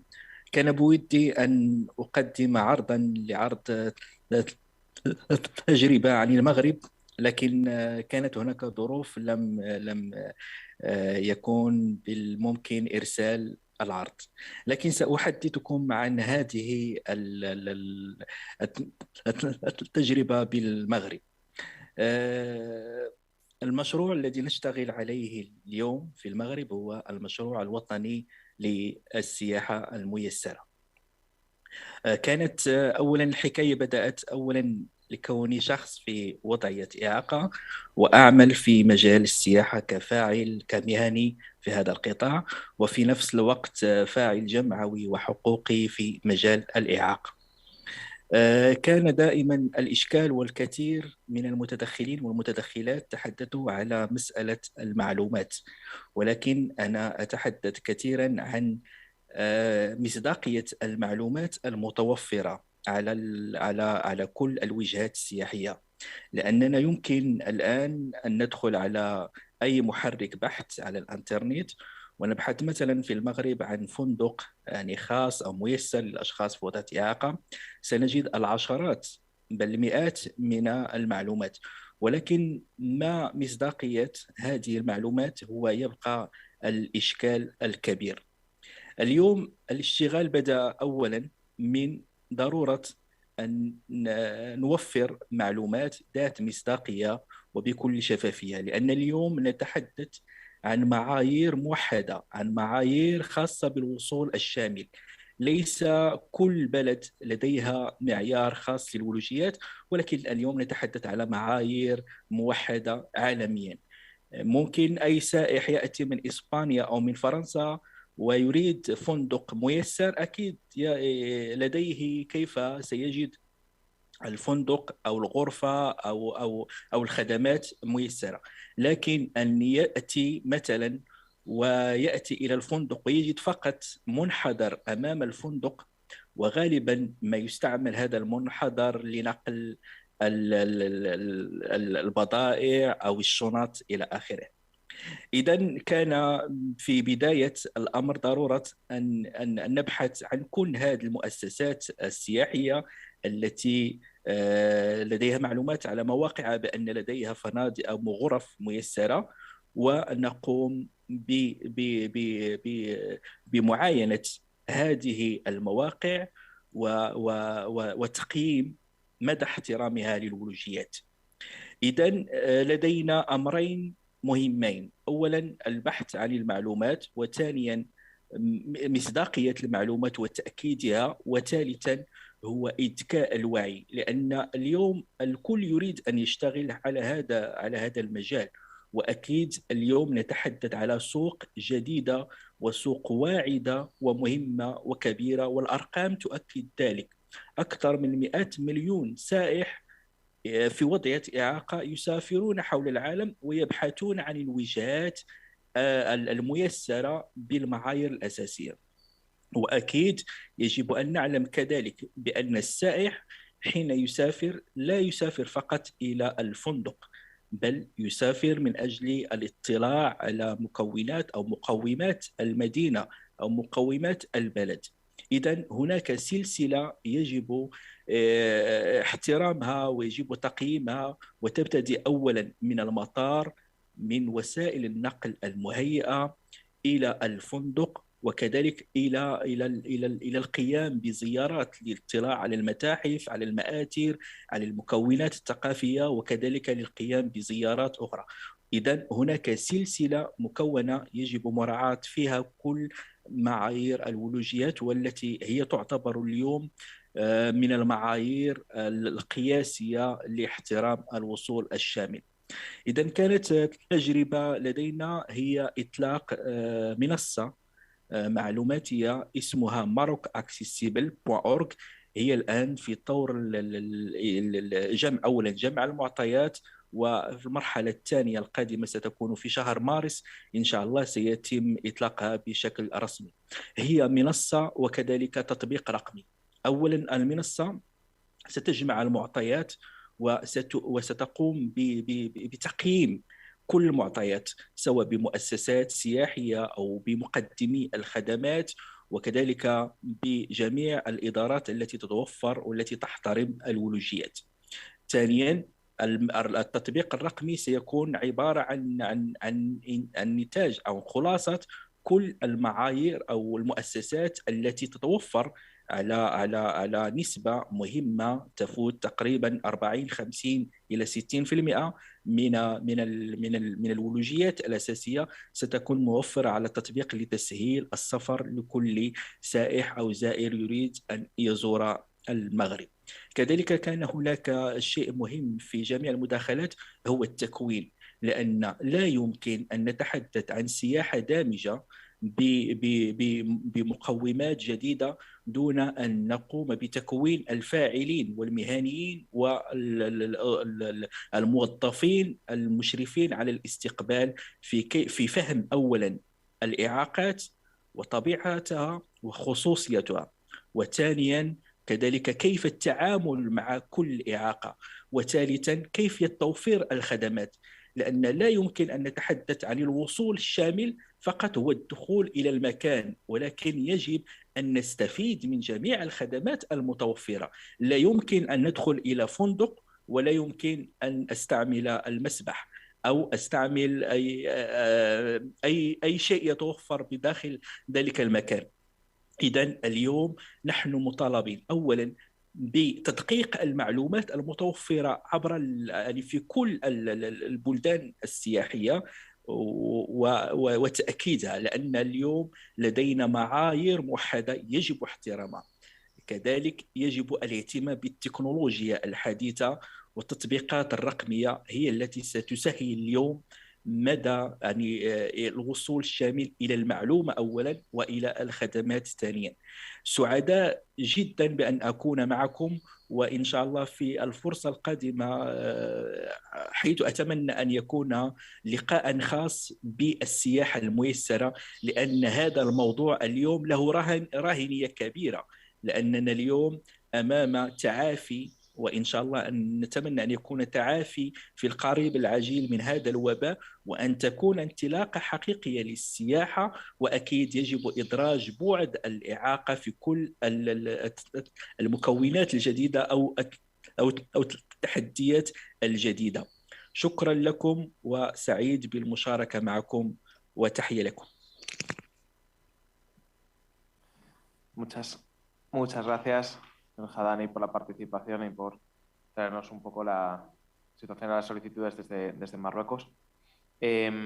Vamos a pasar, bueno, efectivamente, parece que, así como nos ocurría ayer con algunos debates encendidos que tuvimos, un tema de género, estuvimos hablando también mucho de la cuestión de los datos y la estadística, turismo da para varias conferencias, esperemos que la Unión por el Mediterráneo, como han comentado, pueda coger el testigo, empezar a hacer trabajos específicos, porque entre nosotros tenemos muchas ganas. Vamos a pasar siguiendo con este bloque y siguiendo un poco con el debate que tenemos, una cuestión más específica y técnica que nos trae nuestro compañero, no sé si está conectado, sí, José Luis Borau. José Luis está disponible. José Luis es, tengo por aquí apuntado, es el responsable del Departamento de Accesibilidad al Medio Físico de la Fundación 11. Es arquitecto por la Universidad Politécnica de Madrid y su experiencia en materia de accesibilidad viene desde hace casi 25 años, tiempo que ha pasado por diferentes etapas dentro del Grupo Social 11. Durante este tiempo ha desarrollado labores de consultoría con varias entidades públicas y privadas para implementar acciones en entornos urbanos, arquitectónicos y naturales. Es miembro de diferentes comités nacionales e internacionales de estandarización, de eso hablaremos hoy, y coordinador y ponente en varios cursos, seminarios, másteres y conferencias. También ha participado en varios proyectos en materia de accesibilidad y Smart Human City, que luego si eso puedes comentar un poquito qué consiste Smart Human City, el concepto. Y también en proyectos de urbanismo, edificación, transporte, turismo y políticas sociales, ámbitos en los que también tiene varias publicaciones. Por favor, José Luis, cuando quieras. Pues muchísimas gracias, Álvaro, por la presentación y sobre todo trasladaros mi agradecimiento, ¿no? Por estar, por compartir con vosotros esta mañana un ratito y ver y poner de manifiesto todo ese trabajo que ya ha avanzado el anterior ponente, ¿no? Igor Stefanovic, viejo compañero de viaje y compañero de trabajo en este camino, ¿no? En este nuevo estándar en materia de turismo accesible y turismo para todas las personas que llevamos, que ha visto la luz, ¿no? En julio del año pasado, y que bueno, os voy a tratar de compartir un poco para que lo conozcáis, ¿no? Voy a compartir la pantalla con todos vosotros para que me ayude a seguir un poco todo el proceso, ¿no? que hemos llevado a cabo hasta llevar este estándar, ¿no? Un nuevo estándar que va a ser una herramienta para, pues bueno, todo lo que hemos estado hablando esta mañana, ¿no? Mis compañeros, los panelistas y los intervinientes anteriores, es una herramienta para que los gobiernos, las entidades públicas, las entidades privadas sepan cómo abordar y de qué estamos hablando. ¿Qué queremos hablar? ¿A qué nos referimos con turismo accesible? ¿A qué nos referimos con turismo para todas las personas? Yo siempre digo una cosa, yo mi formación es arquitecto y yo cuando hablo de diseño para todas las personas, yo siempre digo que el diseño tiene que ser diseño. Y el buen diseño, si no es para todas las personas, no será buen diseño. Pues lo mismo ocurre con el turismo. El turismo está claro que no debe ser solo para unos pocos, sino que el turismo debe ser algo que sirva, que sea accesible, que sea utilizable y que sea disfrutable por cualquier persona. Solo en ese momento habremos conseguido un buen turismo, unos buenos productos, entornos, servicios turísticos y que sirvan para todas las personas. Porque cuando hablamos de turismo accesible y cuando hablamos turismo para todas las personas, hablamos con mayúsculas para todas las personas y va a beneficiar siempre que planteemos la accesibilidad en el turismo, la accesibilidad en las infraestructuras, en los productos, en los servicios, para todas las personas, va a beneficiar claramente las condiciones de disfrute, de uso y de seguridad para todos esos turistas, ¿no? No solo para las personas con discapacidad, que en muchos casos, si no tuvieran estas características, estos entornos, productos y servicios, no podrían en ningún caso acceder a ellos. Por organizar mi presentación y lo que os quería compartir esta mañana es hacernos 6 preguntas, ¿no? 6 ámbitos en los que el por qué planteamos el desarrollo de este nuevo estándar, un estándar global que fuera de aplicación a nivel mundial, el qué es de lo que estamos hablando y qué es lo que estandariza este nuevo marco regulatorio, quién lo ha desarrollado y para quién está desarrollado, dónde se ha desarrollado, en el ámbito del dónde se ha desarrollado, cómo se debe aplicar o cómo se va a aplicar o cómo va a ser la forma de aplicarla correctamente para conseguir entornos, destinos turísticos que sean utilizables y disfrutables por todas las personas, y cuándo, ¿no?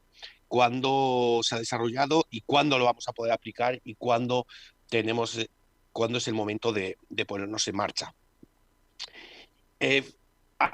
Como decía Igor en la primera intervención esta mañana, fue a finales de 2016, cuando desde la Fundación 11, la OMT, y sentándonos también con la entidad española de normalización, UNE, que es la homónima de ISO a nivel internacional, pues en España tenemos UNE, como en todos los países a nivel mundial tiene su propia entidad de normalización estatal. Nos planteábamos el por qué se necesitaba esa homogenización, ¿no?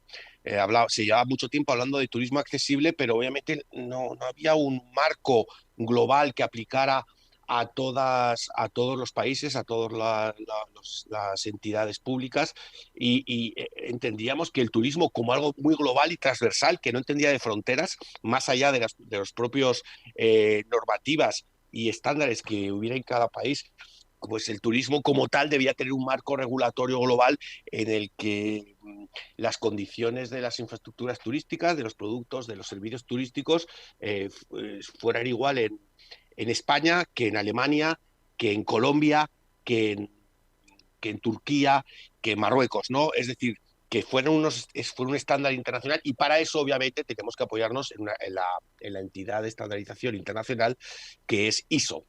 ISO pues debía ser el marco donde desarrollar una norma que, como os comentaba al principio, marcara las condiciones y las pautas para las directrices y los requisitos para el turismo accesible, para el turismo para todas las personas. Y así nació esa norma, ese estándar 21902,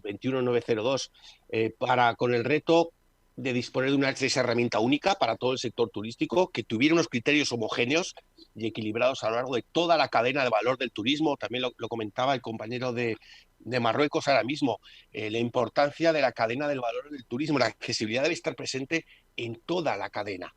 Es decir, hablaba de que yo no solo quiero tener un hotel accesible y que mi habitación del hotel sea accesible y que tenga un baño adaptado y que tenga ciertas medidas medidas y productos que me ayuden a disfrutar adecuadamente de mi hotel, sino que también quiero poder disfrutar de entrar a un museo, también quiero disfrutar de la playa y poder acceder al baño en la playa, también quiero poder recibir la información de un menú en un restaurante, porque lo tenga en diferentes formatos la información. También quiero, obviamente, poder viajar en las máximas condiciones de seguridad, de dignidad y de autonomía pues, en los aviones, en los barcos, en los trenes. Pero es que también desde mi casa debo poder acceder a las páginas web en donde yo reservo mi hotel, reservo mi viaje, reservo mis actividades de manera online. Es decir, en todo ese ciclo, toda esa cadena de valor del turismo, deben aparecer todos estos criterios homogéneos y equilibrados que hemos incluido o que se ha tratado de incluir en esta norma ISO 21902. Por supuesto, como decía antes, el turismo, si hay algo que tiene, es que no entiende de fronteras, ¿no? Con lo cual esa armonización tiene que ser a nivel totalmente internacional, que valga en cualquier estado, y que para eso, pues bueno, ese ISO nos da ese marco de internacionalidad que demanda este tipo de estándar, ¿no?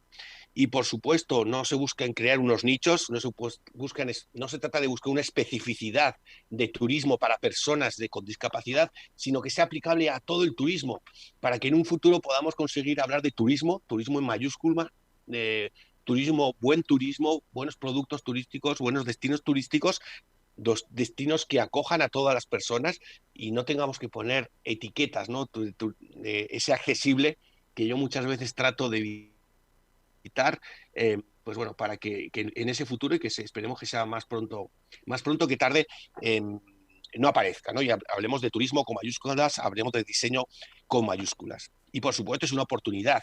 Entendíamos que el crear este estándar era una oportunidad de crear una oferta más inclusiva, más justa, más adaptada a las necesidades de los clientes presentes y futuros, más inteligente. Vamos a crear un turismo, un smart tourism, ¿no? Un turismo inteligente, un turismo que realmente no deje fuera un nicho de mercado, que estamos hablando de un 15% de la población mundial que tiene algún tipo de discapacidad, en principio reconocida, o con papeles, o con un carnet, ¿no?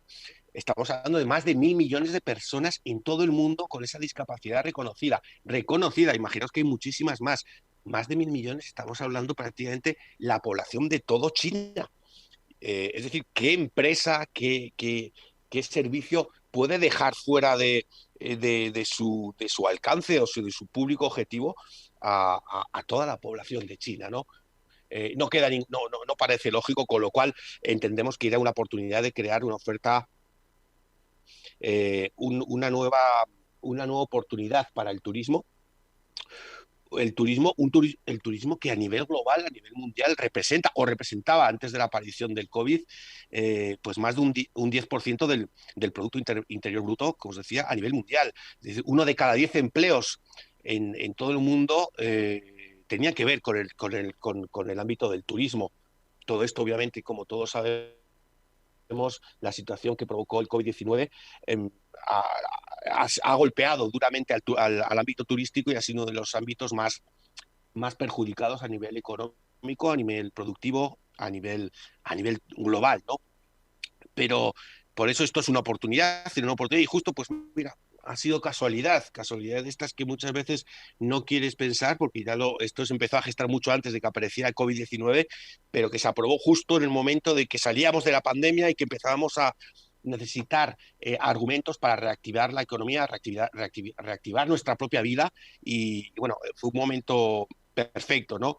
Y hablábamos de esa población de China, ¿no? Que son más de 1.000 millones de personas que con alguna discapacidad reconocida, pero es que esto hay que sumarle toda la población de más de 75 años, que ahora mismo estamos hablando del 10% de la población, pero que en 20 años, en 2050, estaremos hablando que prácticamente el 20% de la población tendrá más de 65 o 70 años. En algunos países como España y en algunos y en otros países de la vieja Europa o que también están en esta bordea del Mediterráneo, también esa edad, tenemos una edad avanzada y las condiciones de accesibilidad en la creación de productos, entornos y servicios van a favorecer también las condiciones de uso y disfrute a esas personas. Con lo cual, es el momento, estos son otros argumentos del por qué crear esta norma, esta herramienta para el sector turístico, ¿no? ¿Y qué es la norma? Esta norma ISO de turismo accesible, de turismo para todas las personas. Lo primero, que es una norma de aplicación voluntaria, no es una normativa, no es un requerimiento legislativo de obligado cumplimiento, sino que es una norma de aplicación voluntaria, como todas las normas ISO, como todas las normas UNE, como todas las normas regidas por los organismos de normalización en cada uno de los países, siempre que no se adopten como normas dentro del cuerpo legislativo de cada uno de los países. Pero en principio es una norma de aplicación voluntaria, es una norma de calidad, es una norma que yo planteo unos requisitos, proporciona unas directrices para que el turismo sea para todas las personas y así garantice el acceso y disfrute del mismo en condiciones de igualdad y seguridad por parte de la mayor gama de personas de todas las edades, de todas las capacidades, de todas las culturas. Esta norma, como os decía, va a cubrir toda la cadena de valor del turismo, va a ir desde esa parte online de reserva, la relación con los turoperadores, las agencias de viajes, el transporte, obviamente los hoteles, la restauración. Es decir, cubre toda la cadena de valor del turismo, con lo cual va a permitir, digamos, hacer todo el ciclo completo en el ámbito turístico. Obviamente es aplicable a cualquier país, como hablábamos antes, dentro del marco ISO, del paraguas ISO, es el organismo que nos permite que sea de aplicación en cualquier país y combina ese enfoque funcional con requisitos concretos y tiene y esto es importante, ese enfoque didáctico, ¿no? Porque, y luego seguramente que en el debate saldrá esta duda o este tema, ¿no? No es lo mismo en un país muy avanzado en materia de accesibilidad como, no sé, pongamos como España, ¿no? Que lleva muchos años trabajando en materia de accesibilidad y se ven muchos de los resultados, como por ejemplo un país que esté en vías de desarrollo y que todavía no haya implementado muchas de esas medidas en materia de accesibilidad. Es decir, la posición de salida dentro de la parrilla de salida, como si esto fuera una carrera de Fórmula 1, es diferente, ¿no? Hay algunos que van más adelantados, con lo cual esta norma va a ayudar y va a permitir a que cada país se pueda ajustar a su velocidad de crucero, a su velocidad de arranque, a su posición a la hora de salir, para conseguir un turismo que sea utilizable y disfrutable por todas las personas, ¿no? Es importante decir que también este estándar aporta información sobre aspectos clave de la formulación de políticas públicas, estrategias públicas, obviamente las infraestructuras turísticas, hoteles, restauración, servicios, recursos turísticos, como decía, productos y servicios, y está dirigido siempre a todas las partes involucradas en la consecución de la cadena turística, ya sean públicas y ya sean privadas, tanto a nivel local como regional, como nacional o como, por supuesto, internacional. Por destripar un poquito técnicamente en qué os podéis encontrar cuando empecéis a investigar o empecéis a conocer esta norma ISO 21902, pues hay una parte importante global de terminología para conocer y para que estemos hablando todos de los mismos términos. Una segunda parte que habla de requisitos, versa sobre requisitos comunes, ¿no? Aplicables a entornos, productos y servicios en el ámbito turístico, desde el punto de vista legal, desde el diseño, desde la parte de formación del personal, etcétera. Luego hay una parte de requerimientos específicos para cada una de las tipologías de turismo. No es lo mismo el turismo, por ejemplo, deportivo, como el turismo de playa, como el turismo cultural, pues tienen algunas especificidades que están también englobadas en este tercer bloque de requerimientos específicos. Y por último hay una cuarta parte que incluye diferentes anexos más técnicos que plantean soluciones o plantean modelos para, no sé, decir, cómo puedo hacer un baño accesible, cómo hago unos mostradores accesibles, cómo hago no sé, un restaurante accesible. Pues todas esas cosas aparecen ahí, una serie de anexos que son más técnicos y que, bueno, van a ayudar a muchas personas que todavía no están familiarizadas con este apellido de accesible al turismo y al diseño, para que les sea más fácil aplicar y cumplir los parámetros y requerimientos que esta norma ISO plantea, ¿no? Como os decía, esta norma, ¿quién la ha puesto en marcha? ¿Quién la ha promovido? Como también comentaba Igor de la OMT al principio, ha sido un liderazgo compartido, ¿no?, entre tres entidades: la Fundación 11, la Organización Mundial del Turismo y la Asociación Española de Normalización, denominada UNE. Pero este liderazgo, pues bueno, la coordinación sobre todo de todo el comité, del Working Group 14, la ha llevado la OMT, toda la parte más técnica, la coordinación técnica la hemos llevado desde Fundación 11, y toda la secretaría técnica del comité lo ha llevado UNE, la Asociación Española de Normalización, pero se han contado con multitud de expertos internacionales en materia de accesibilidad. Se ha contado con administraciones públicas, con entidades prestadoras de servicios turísticos, con pymes, con asociaciones turísticas, asociaciones de personas con discapacidad, con empresas, con universidades, con asociaciones de consumidores. Es decir, todos esos actores que estamos diciendo que a todos les iban a afectar han tenido su participación, han tenido su voz, han tenido su voto, han podido plantear sus inquietudes, sus necesidades, y de manera que hemos tratado de conseguir una norma que realmente, o un estándar que se ajuste a las necesidades de todos los actores de esa cadena de valor. Y es importante para quién. No solo quién la ha puesto en marcha, sino para quién. Como decíamos, es para todas las personas. Y la idea, y así aparece en el título en el epígrafe de la norma, ¿no? Es turismo para todas las personas. Hablamos de personas con discapacidad, por supuesto, pero también de personas mayores. Vamos a plantear necesidades para familias que viajan con los niños, con niños pequeños. Algunos de ellos van en sus carritos de bebé. No sé si muchas veces nos damos cuenta. Yo tuve la oportunidad, cuando mi hijo pequeño iba en un carrito, de darme cuenta cómo estaba Madrid en muchos puntos de la ciudad, ¿no? Porque pues, bueno, las aceras no están bien pavimentadas, tienen anchuras que no son adecuadas, los rebajes de las aceras en muchos casos no están llevados a cabo. Es decir, que se asemeja mucho con lo que se encuentra en el día a día: usuarios que pueden utilizar una silla de ruedas, unas muletas, o personas ciegas en cualquiera de nuestras ciudades, ¿no? Como os decía, para todas las personas, para toda la globalidad va a ser mejor. ¿Y quién la puede aplicar? Como estábamos hablando antes, todos estos expertos que estuvieran participando en la elaboración de la norma son quienes lo tienen que aplicar, que son los que participan en toda la cadena de valor del turismo, ¿no? Pues desde el sector público, la parte del transporte, las empresas que ofrecen actividades de CIO, por supuesto, los departamentos de urbanismo y las áreas de urbanismo de los diferentes ayuntamientos, comunidades, que son los que definen la consecución y el diseño de los espacios urbanos, de los espacios rurales, las agencias de viajes, los tour operadores, por supuesto, los hoteles, la restauración, etcétera. Es decir, todo lo que tenga que ver con el turismo se ha tratado de incluir dentro de este nuevo estándar.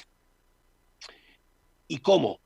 ¿Cómo vamos a poderla aplicar esta norma, o cómo deberíamos aplicarla, ¿no? En un primer lugar, hay que tener un mapeo previo, hay que saber cuáles son las necesidades. Primero hay que hacer una foto fija para saber realmente cómo estamos.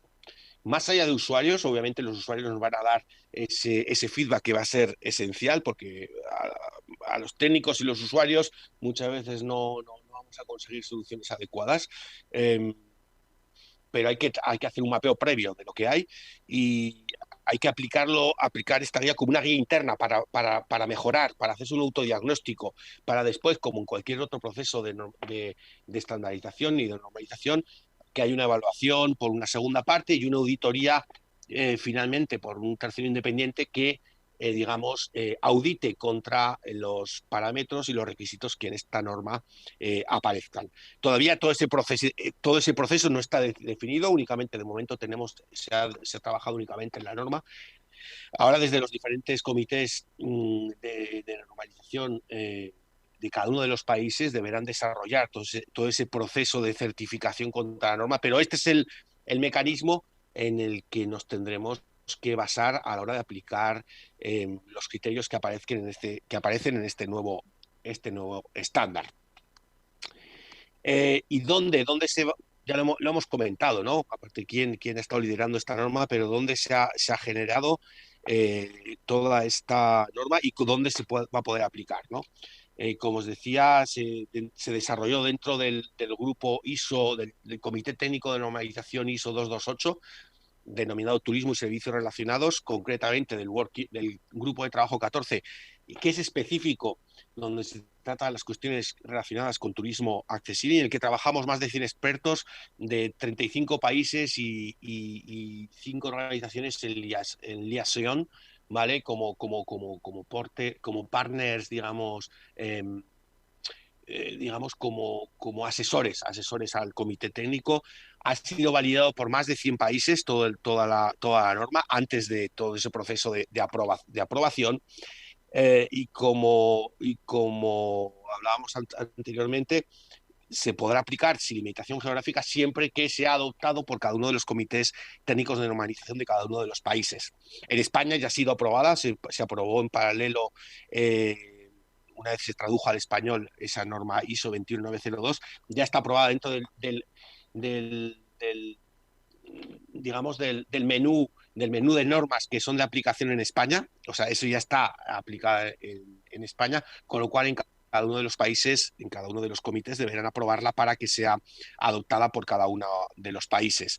Pero en principio a nivel internacional debería ser la que vale es la ISO, ¿vale? Aunque luego se adopte por cada uno de los países.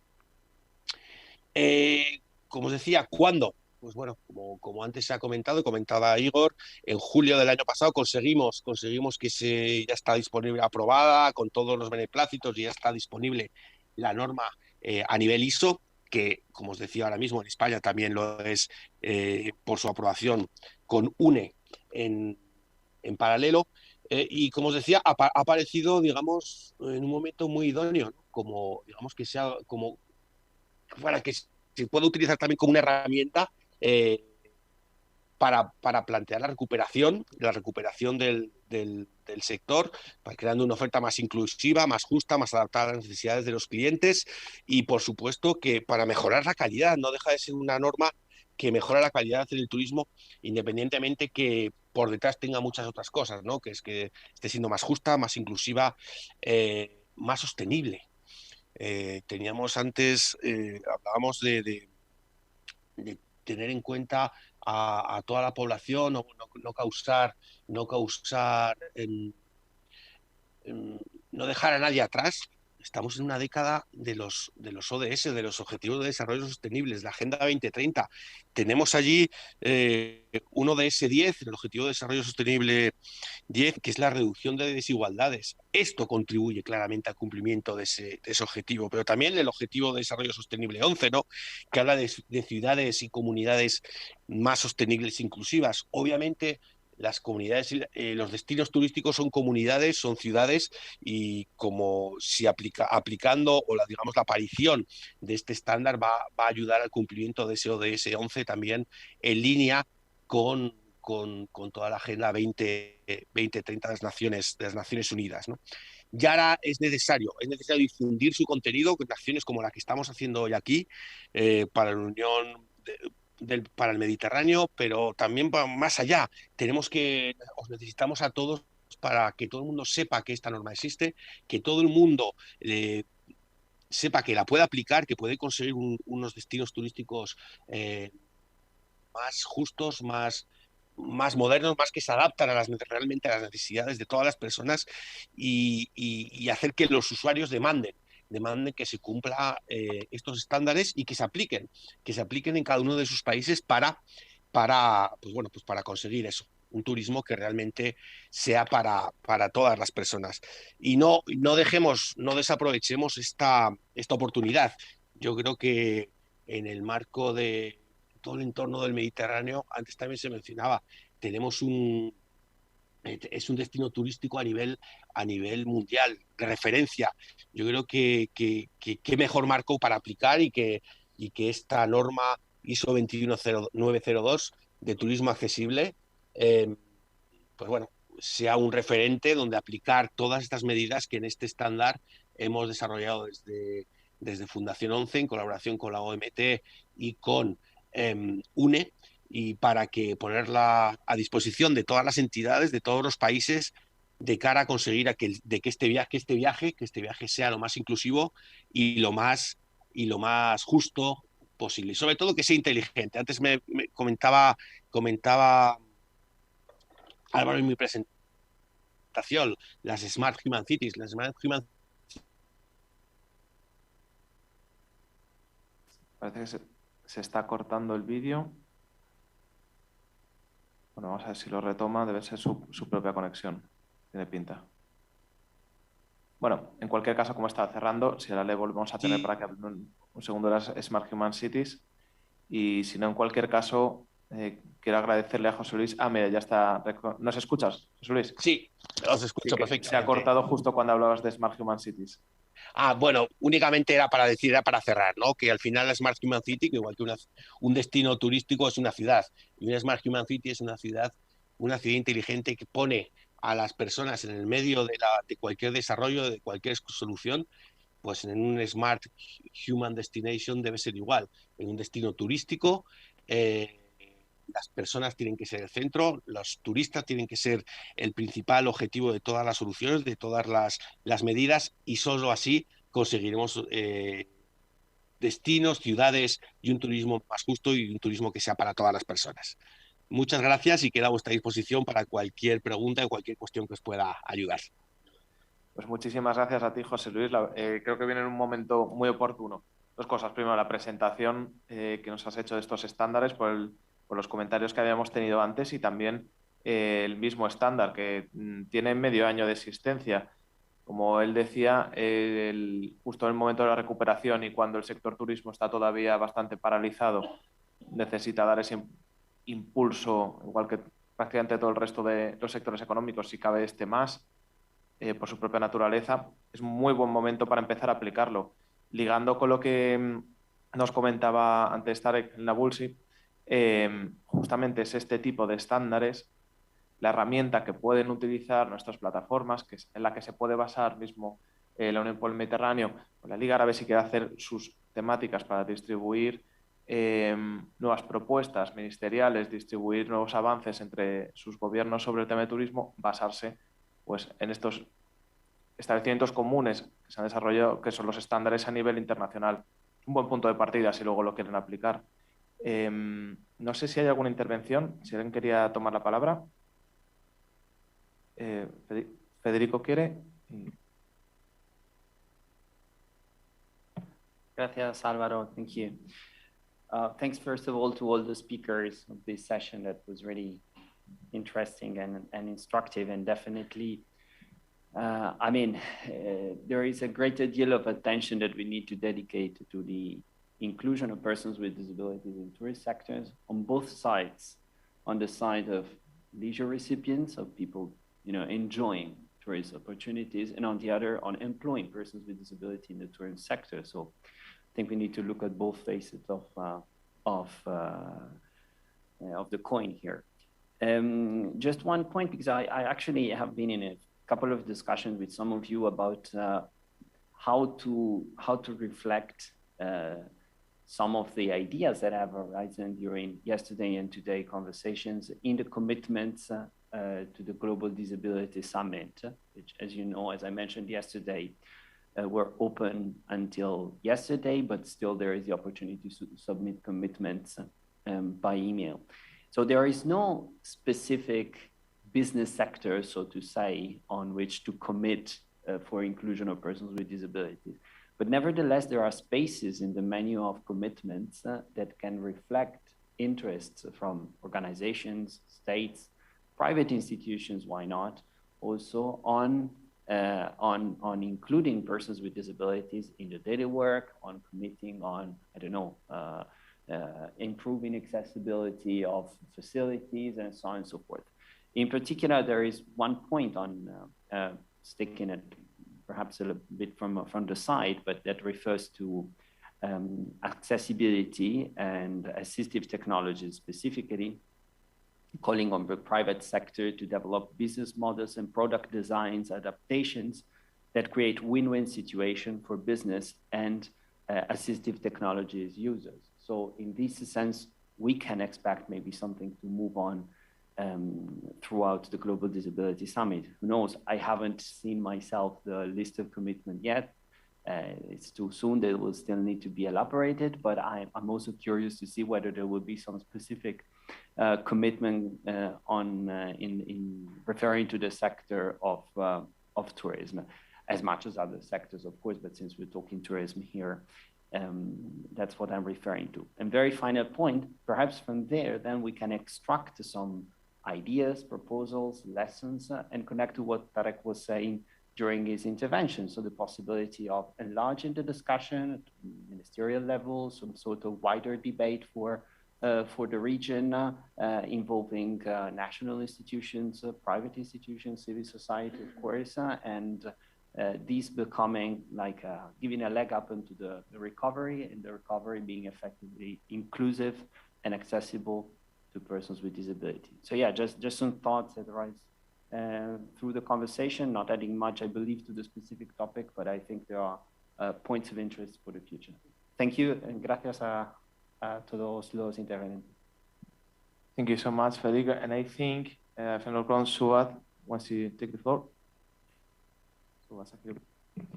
Okay, thank you very much. Good morning, everybody. Finally, one architect mentioned universal design, which is not just architecture, but design for all society, meaning building society which will be accessible and which will be capable to use from as much as possible people without special adaptation or support in use. That's, I think, in relation with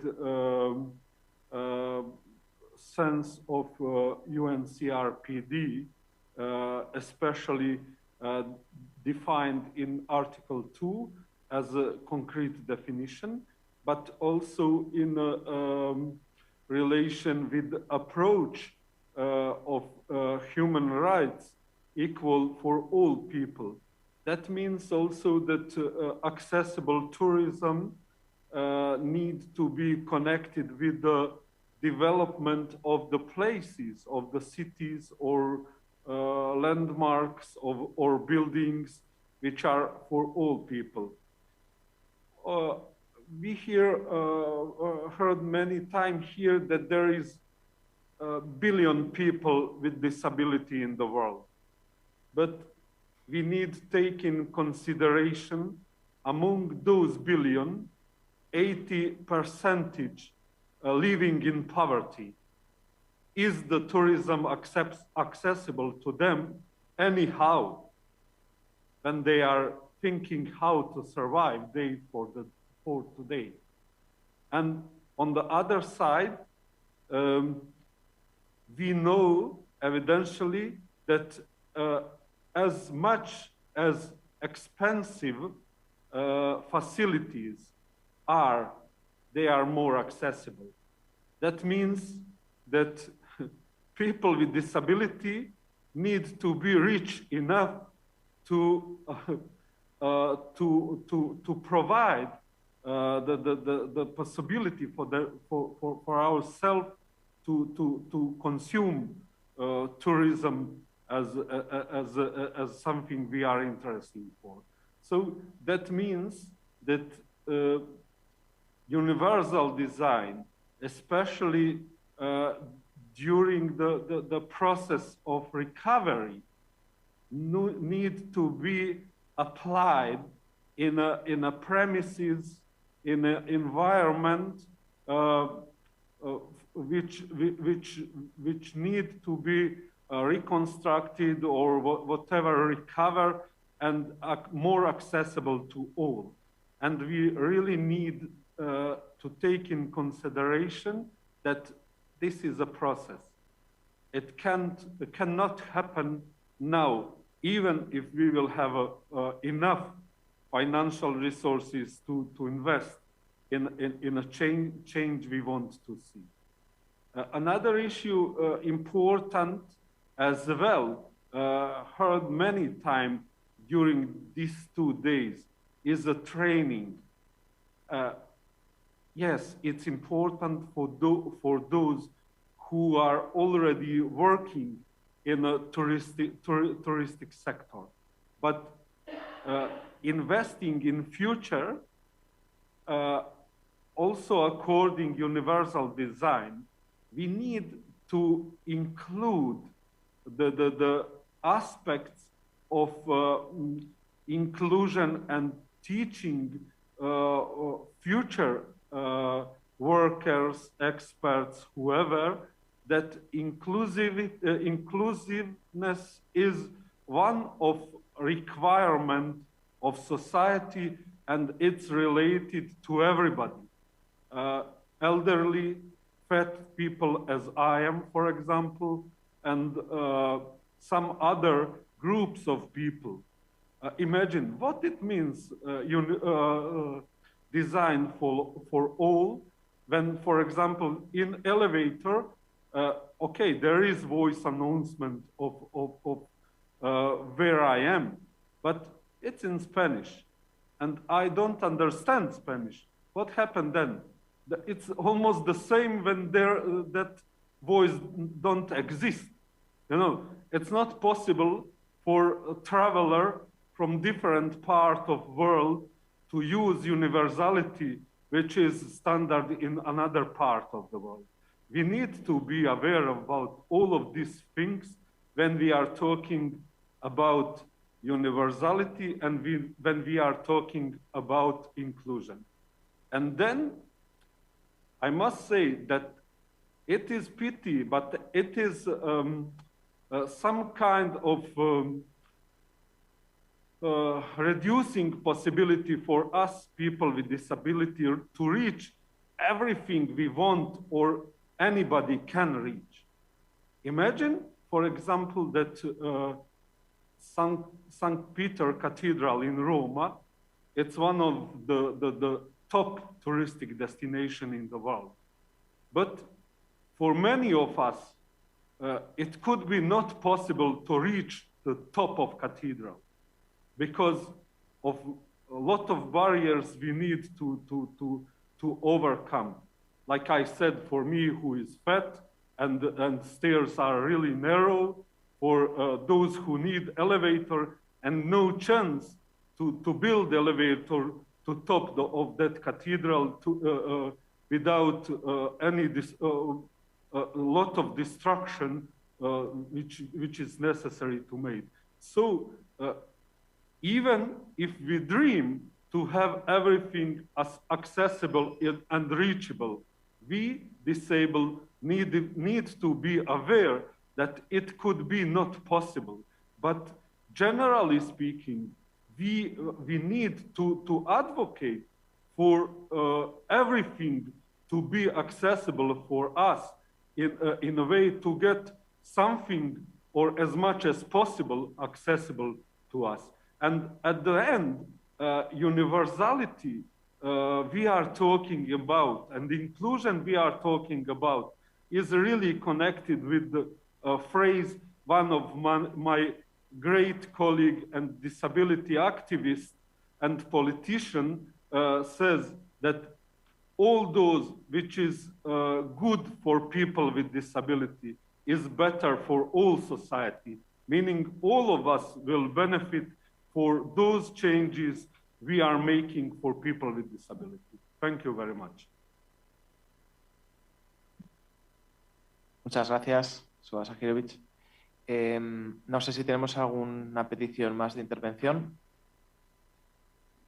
Y online tampoco ha escrito nadie. He dejado el enlace a los estándares que nos ha comentado José Luis, tanto en el chat de Zoom como en el vídeo de YouTube que quedará grabado. Así cualquiera puede acceder a ellos y si en algún momento pasamos a tener efectivamente estas charlas o si es posible empezar a comparar para la distribución de estándares internacionales sobre accesibilidad en el turismo en alguna sección temática que hagamos en el futuro, los vamos a tener aquí.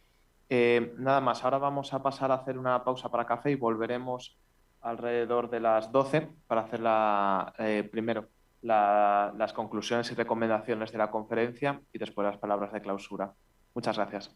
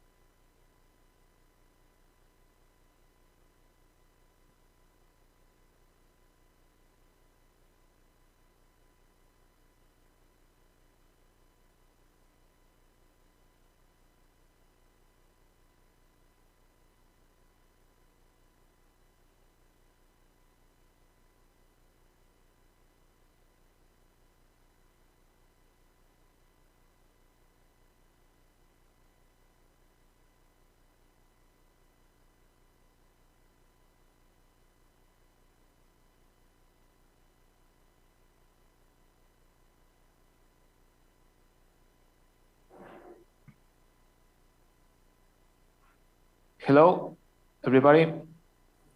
We're going to start with the closure of the conference.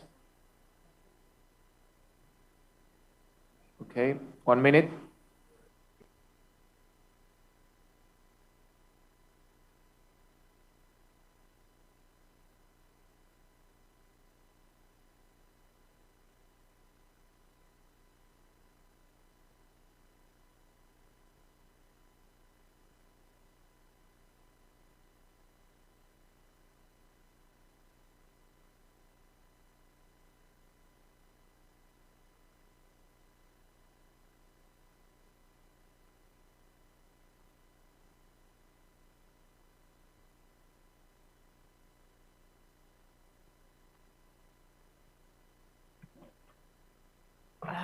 Thanks again to all the speakers and panelists here in Barcelona, and thanks for those who are still following us on the live stream on YouTube and the Zoom platform. Thanks again. It has been very, very interesting and insightful meeting since yesterday. And I would like to give the floor to the Ambassador Jean-Paul Grech, as Deputy Secretary General of the Social and Civil Affairs Division at the Union for Mediterranean, so he can share with us the main takeaway messages and a possible recommendation from this conference. Ambassador, the floor is yours.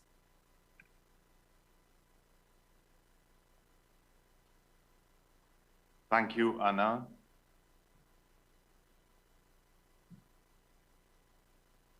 The UfM considers this two-day conference, organized in collaboration with the ONCE social group, as a starting point for a possible collaboration platform on disability and social inclusion in the Euro-Mediterranean region. The conference has brought together representatives of regional and national organizations of people with disabilities. The different panels provided us with insights and data which highlighted both challenges as well as possible solutions when it comes to the social and economic inclusion of persons with disability.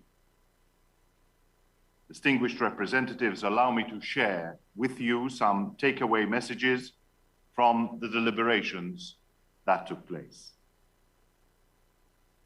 As referred to in the opening remarks by the Secretary General of the Union for the Mediterranean, available evidence suggests that people with disabilities are struggling in comparison to people without, as a result of factors including marginalization, stigma, lack of awareness of disability prevalence, lack of comprehensive protection and enforcement of the rights of people with disabilities, inaccessible environments, services, and workplaces.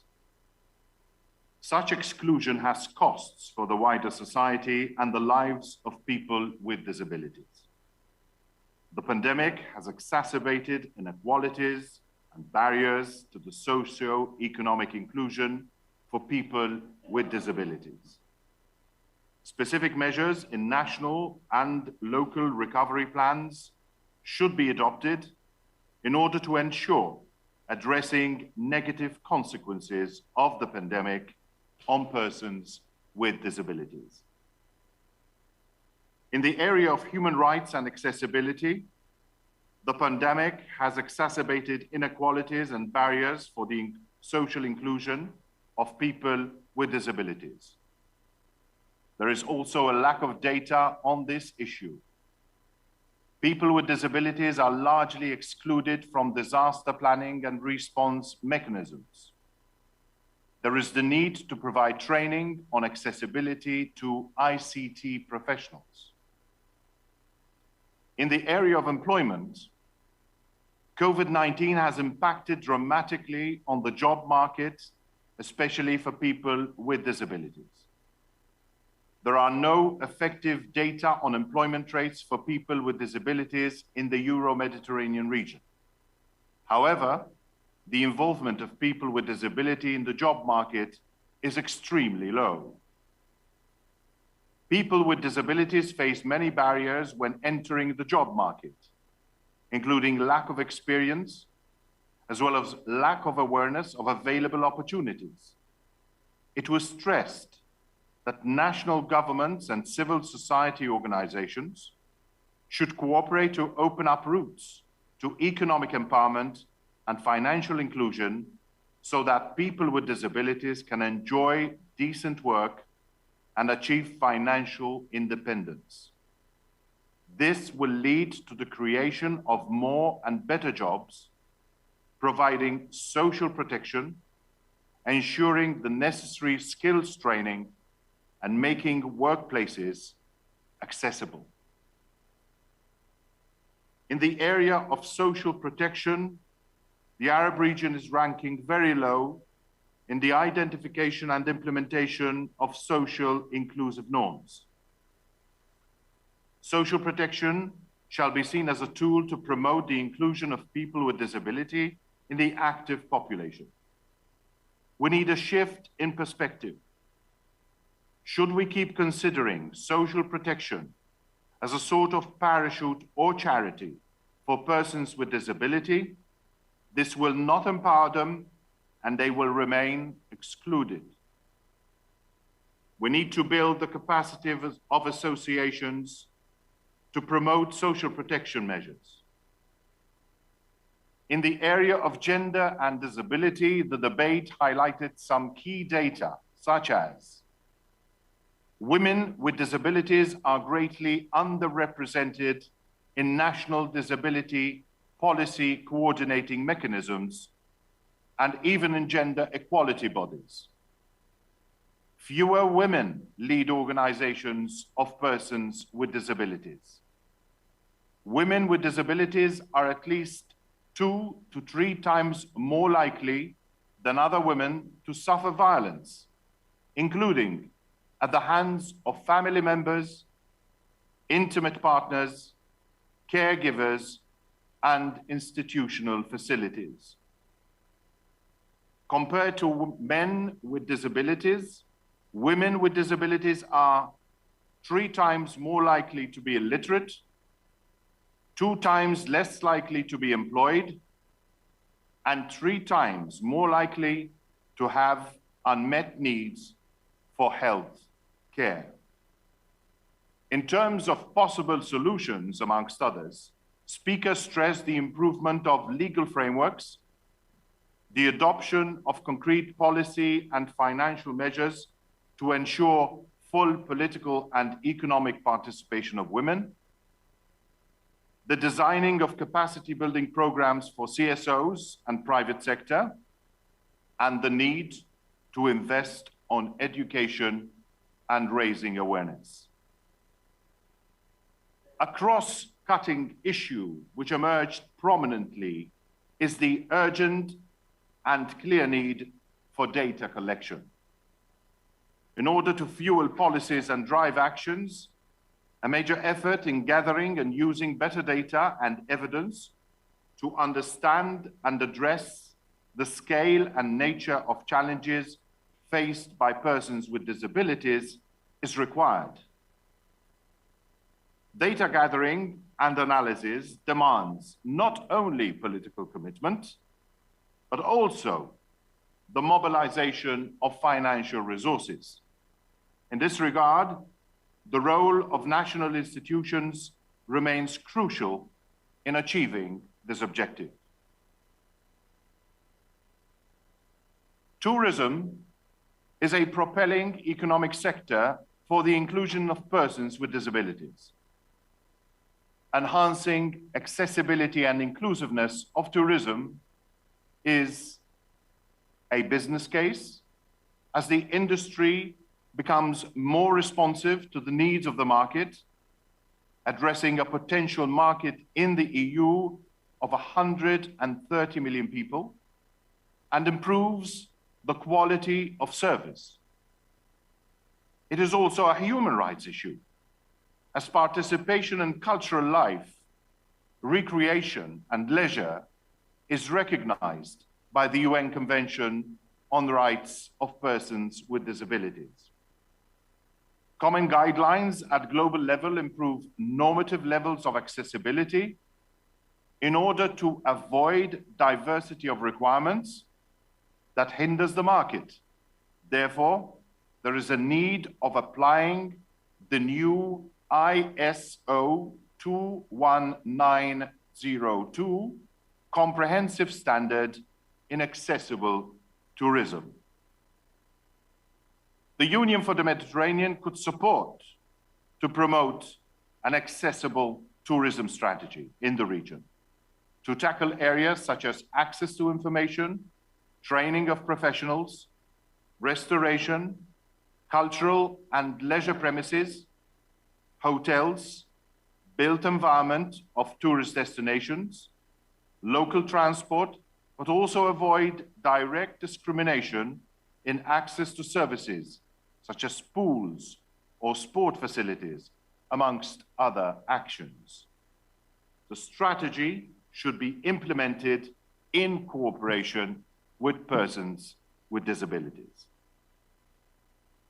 The conference has been guided by the framework of the United Nations Convention on the Rights of Persons with Disabilities.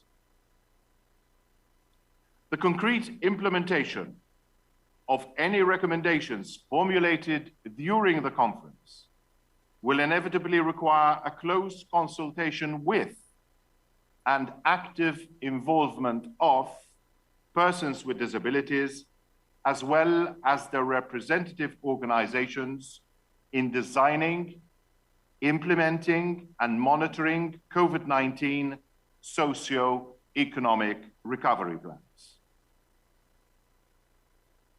A clear call to dedicate sufficient resources and to make strong commitments through international cooperation to ensure enhanced international funding of OPD capacity building, as well as disability inclusive and accessible emergency response plans has emerged.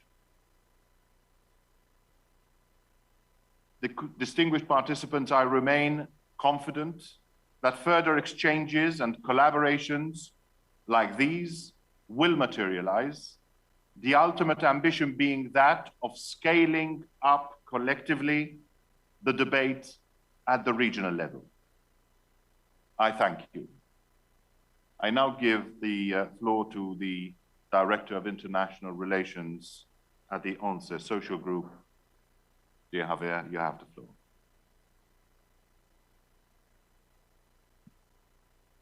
Thank you very much, Ambassador. Thank you very much, Deputy Secretary General, for this very in-depth analysis of the conclusions of this conference. Definitely, these are conclusions that we all share and that we all like to take shape in the future. Since I'm coming from ONCE, allow me to add an 11th challenge to this 10th that you have mentioned.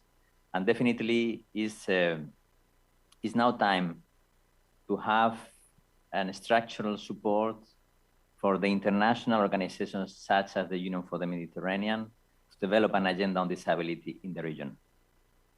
I have to say that one of the also some conclusions that we can get from the conference is showing that we are not starting now.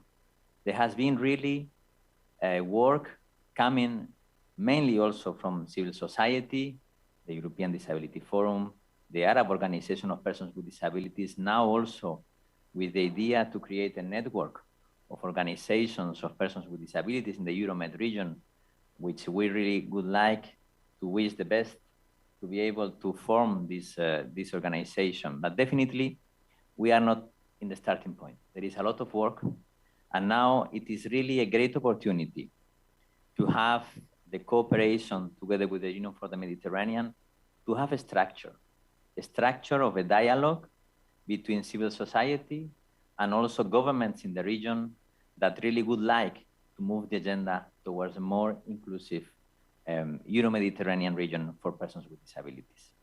So definitely, this first conference is for us a historical opportunity.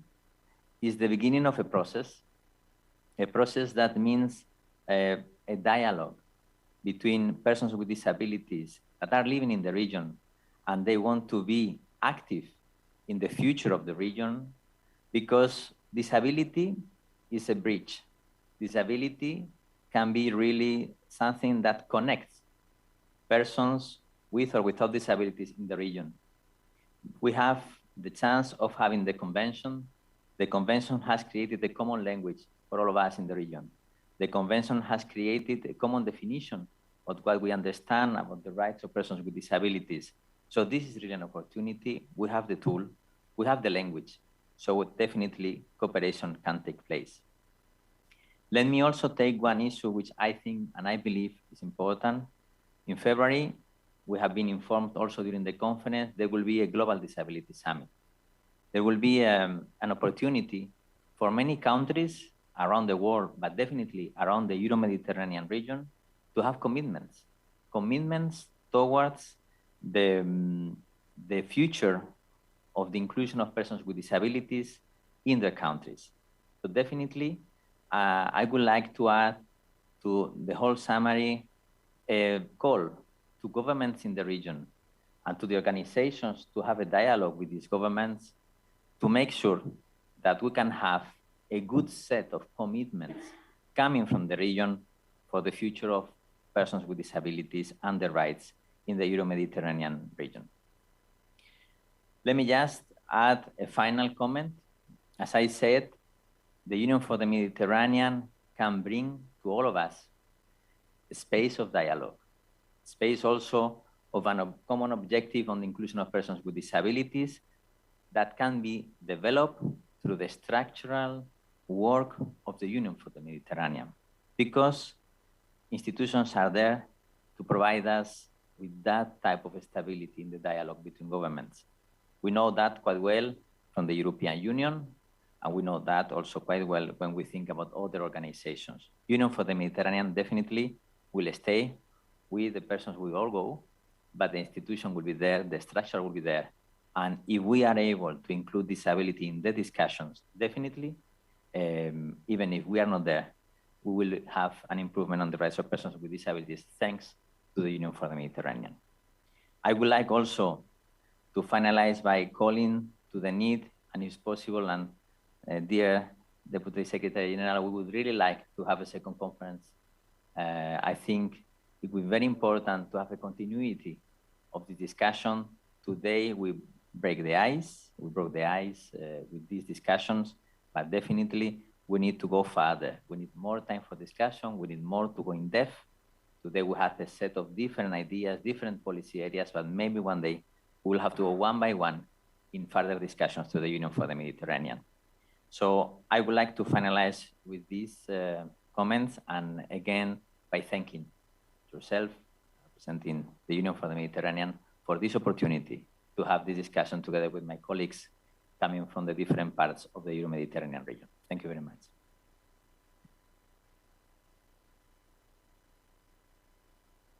Thank you very much. We took note of all your calls. We will discuss about this.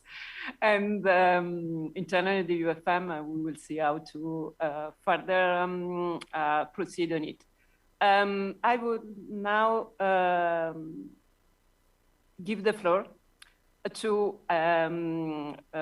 the Vice President of ONCE Social Group, Albert Duran, that unfortunately he couldn't be with us today, but he pre-recorded the video with some key messages, and we would like to stream it.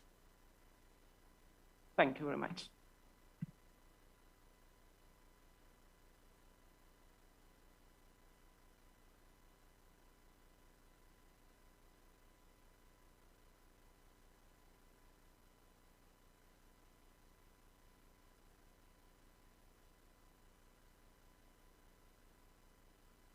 Buenos días a todas y a todos. Agradecer en primer lugar a la Unión por el Mediterráneo la organización y la acogida en esta conferencia. Agradecer también al ministro de Asuntos Exteriores de España, don José Manuel Álvarez, y a la comisaria Elena Dalli sus vídeos y la participación de su equipo que ha hecho posible que esta conferencia también se haya podido celebrar, así como a las organizaciones de personas con discapacidad, a la EDF, la Organización Europea de Personas con Discapacidad, y la AOPD, la Organización Árabe de Personas con Discapacidad.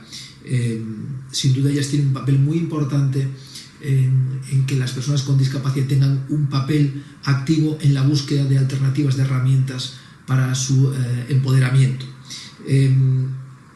Es la primera ocasión en la que la Unión por el Mediterráneo celebra una conferencia monográfica en el ámbito de la discapacidad, y es un orgullo para el Grupo Social 11 que lo haga de nuestra mano.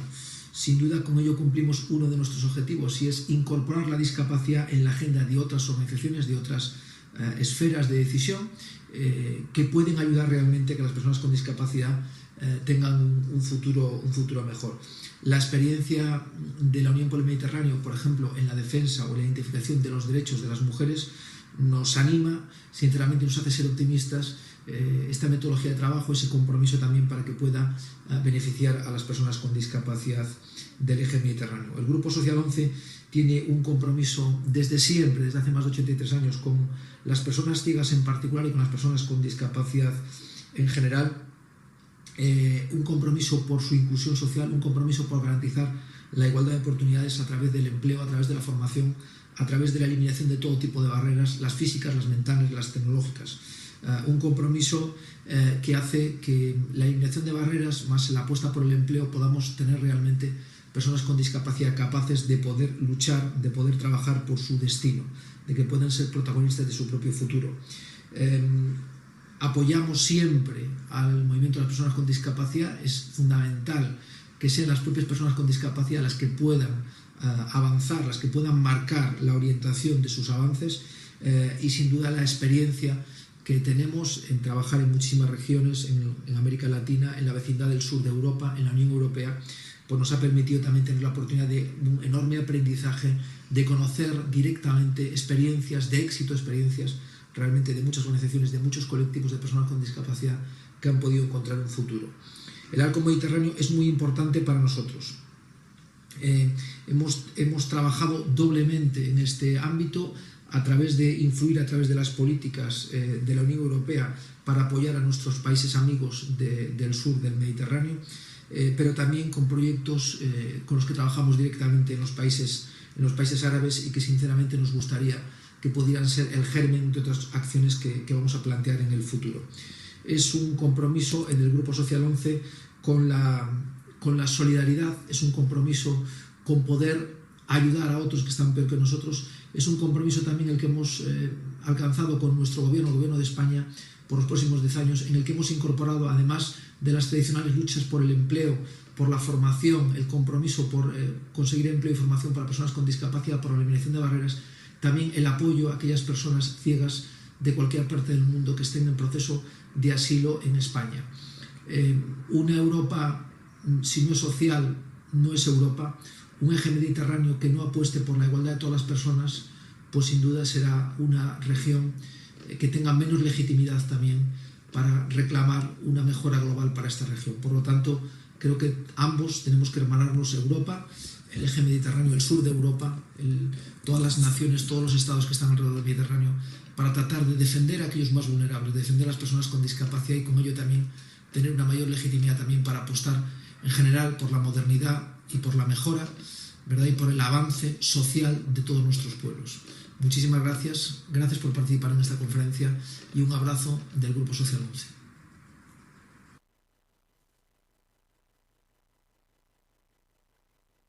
Thanks a lot. Thanks to Álvaro Javier for making possible to have also this video from the first Vice President of our social group. And I would like to give the floor now for some overall conclusions to two of our speakers. One, it should be online, I hope so. Dr. Ioannis Vardakastanis, he is online.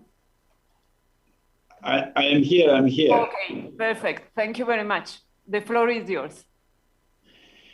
Thank you very much for giving me the opportunity to say a few concluding words. As I said yesterday in the opening remarks, I really have regretted the fact that I couldn't be physically present in Barcelona in such an important conference that has taken place yesterday and it is about to be concluded today. And to meet also very important people and very good colleagues that we have worked together for many years for the promotion of the rights of persons with disabilities in the region, in Europe, and globally. I have expressed on behalf of the European Economic and Social Committee, the European Disability Forum, and the International Disability Alliance, our congratulations to the Union for the Mediterranean and to the UNTE Social Group for taking this very important initiative to start again this process in the region. As it was already mentioned by Javier Güemes a while ago, this process started some years ago.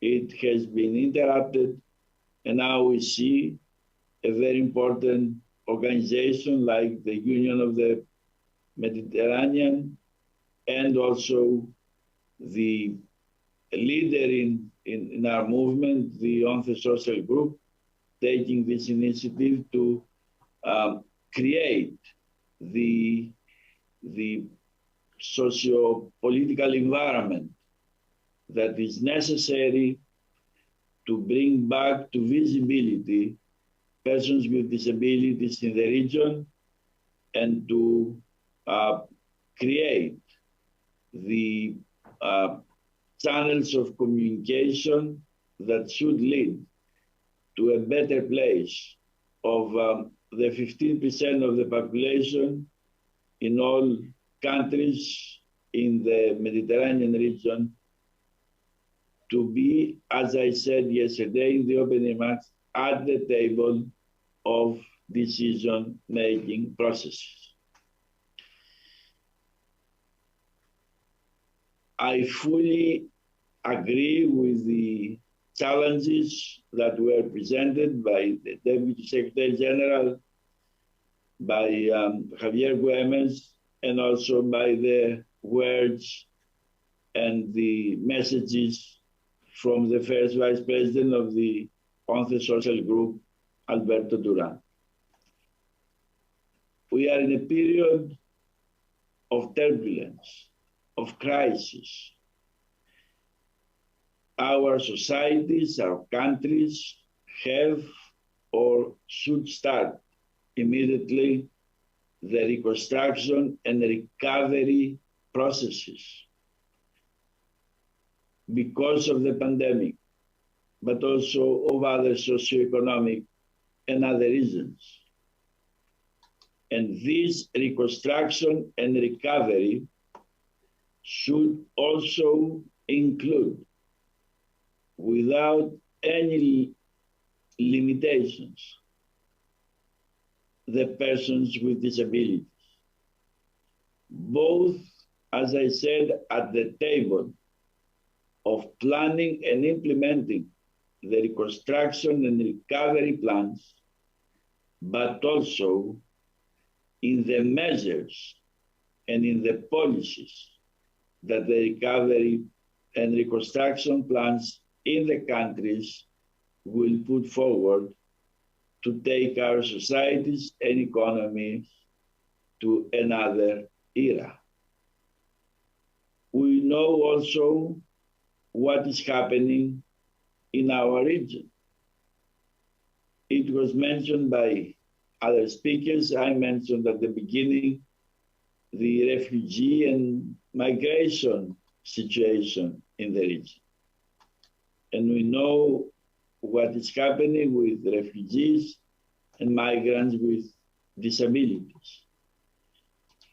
The process that starts now with this very important conference should continue. And the three organizations I represent will do our utmost to support it. I fully agree with the proposal made and the call made by Javier Güemes for another conference from next year, and it will be interesting and important to organize it in the Arab region. Persons with disabilities need to be the active players for the implementation of the CRPD in the region. And the CRPD should be also a driving force of the recovery and resilience and reconstruction plans for the region and our societies. Once again, I would like to thank the Union for the Mediterranean and the UNTHE Social Group for putting this conference together and for giving a new momentum, a new impetus to this very important work. As Alberto Duran said, Europe cannot be understood without being a social Europe. And we say the same for the Mediterranean. Mediterranean should be also a social Mediterranean region. And working together, we can make it that way for all who live, for all who visit this historic region of the world's civilization. Thank you very much. Thank you very much for your really, really enriching contribution, and thanks for your support, your commitment in building and further developing this cooperation in the Mediterranean region with the Union for Mediterranean and the other stakeholders presented here today. And I would like now to give the floor to Dr. Nawaf Kabara, President of the Arab Organization for the Person with Disability, for a last conclusion. Thank you very much. The floor is yours. Thank you. Let me start by thanking the Union for the Mediterranean and UNSE for finally organizing this conference. We've been talking about it for quite a long time, and we were thinking how to push the Union for the Mediterranean to put disability as one of the main issues within its programs. EDF and the AOPD have been working together for quite a long time now. We have exchanged training, information, positions, and every one of us was working to lobby and advocate their government in order to make sure that disabilities rights are inclusive. We've been working with the Arab League in this regard, and EDF was working with the European Union. What was lacking? This collective political institution that could push the work on the Mediterranean altogether. And the formation of the Union for the Mediterranean was for us a very important opportunity to go forward in this direction. I remember when I was teaching at the university, where we want to go now prepare a master program, I proposed at that time, after the Barcelona Declaration, to prepare a master's degree on the Mediterranean, which we did, in fact, but it did not develop that much. I'm saying this to say that it's very important for us that the people who are living in this region have lots of things in common that we have to address. Yanis talked about the refugees, and the refugees is a major problem on the two parts of the European and the Arab world. Refugees with disability are suffering a lot. We need lots of work to be done in this direction. We need to make sure that when dealing with such kind of situations, things need to be done a priori of how to deal with disability issues in this kind of crisis. We also share with them the same problem of accessibility in terms of social protection, even though in Europe it's much more advanced. As a question of integration, education, healthcare, and so on. In my experience with the European Union, with our friends all over Europe, when I talk to them about problems, I see lots of the things they talk about are similar to the things we talk about as well in the Arab world. So disability is facing the same issues all over. That's why I would like to use this opportunity to propose to you, especially for the Union for the Mediterranean, to have some sort of, like Javier said, some sort of structure concerning disability. At least start to talk about that, to have all programs inclusive of person with disability within UfM, and as well to make sure that whenever we have a conference of UfM, a governmental conference, that disability is one of the issues that these governments will tackle. A structural decision to create some sort of a form, department or any other form that will make us in continuous discussion and continuous collaboration will help us to move forward. That's why we in the Arab organization looking forward to see another conference, as Yanis said, in the Arab world, and to discuss together the possibility of how to move forward structurally and how to make sure that we can have a common program among within the countries of the Mediterranean.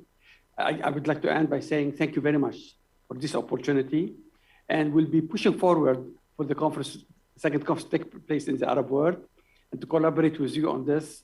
And thank you very much.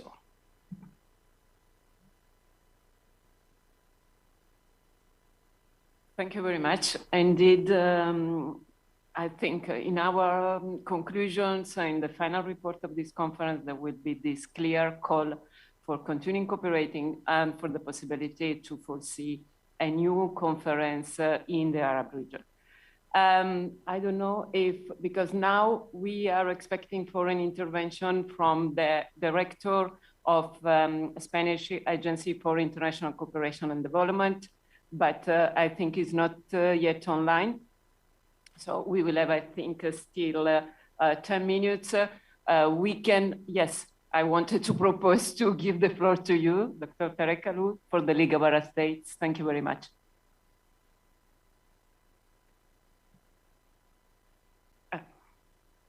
Thank you so much for giving us this opportunity to be part of this important conference, which I think is a new startup for many cooperation areas between all the people who are participating here and representing all those important entities, regional and national entities.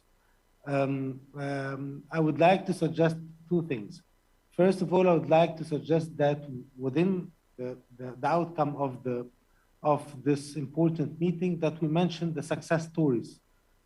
We mentioned all the problems, but we did not. Hopefully we can also mention success stories. We're not specific success stories, but because there is a lot of efforts have been done for people with disabilities within the governments, civil society. My colleague here from ANSI mentioned also there was a lot of efforts have been done. So I think we should also put phrase or two about the success stories that have been done, and we are building on that success stories to complete and facing the new things. Also mentioning technology is very important, and how we can technology be part that helping us to implement the social inclusion issues we're talking about, and the social protection issues also is very important. On my side, on behalf of the League of Arab States, also I'm welcoming to host this meeting in cooperation, of course, with the Nawaf and Jahda, and of cooperation with you in any of the, if not, we can hold it in the premises of the League of Arab States. If not any country will be hosting that, we can hold it in the premises of the League of Arab States next year. We'll organize that very easily. And I will present that also to our Social Ministers Council, and I think they will gonna welcome that.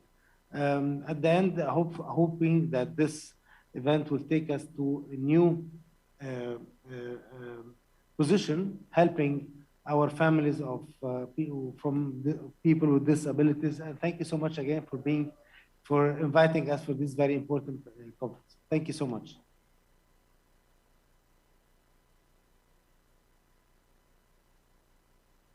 This means that the next conference is going to be in Egypt. Yes. Thank you so much, Tarek. And I think the director of ICID, Mr. Anton Leys, is already connected. So if we can give him the floor. Okay. Hello, can you hear me? Yes, perfectly. Hello, good afternoon. And it's a great honor for me to participate in this conference on disability and social inclusion in the Mediterranean. At the kind invitation of the Union for the Mediterranean and the UNCE social group, both close partners of ICID and of Spain.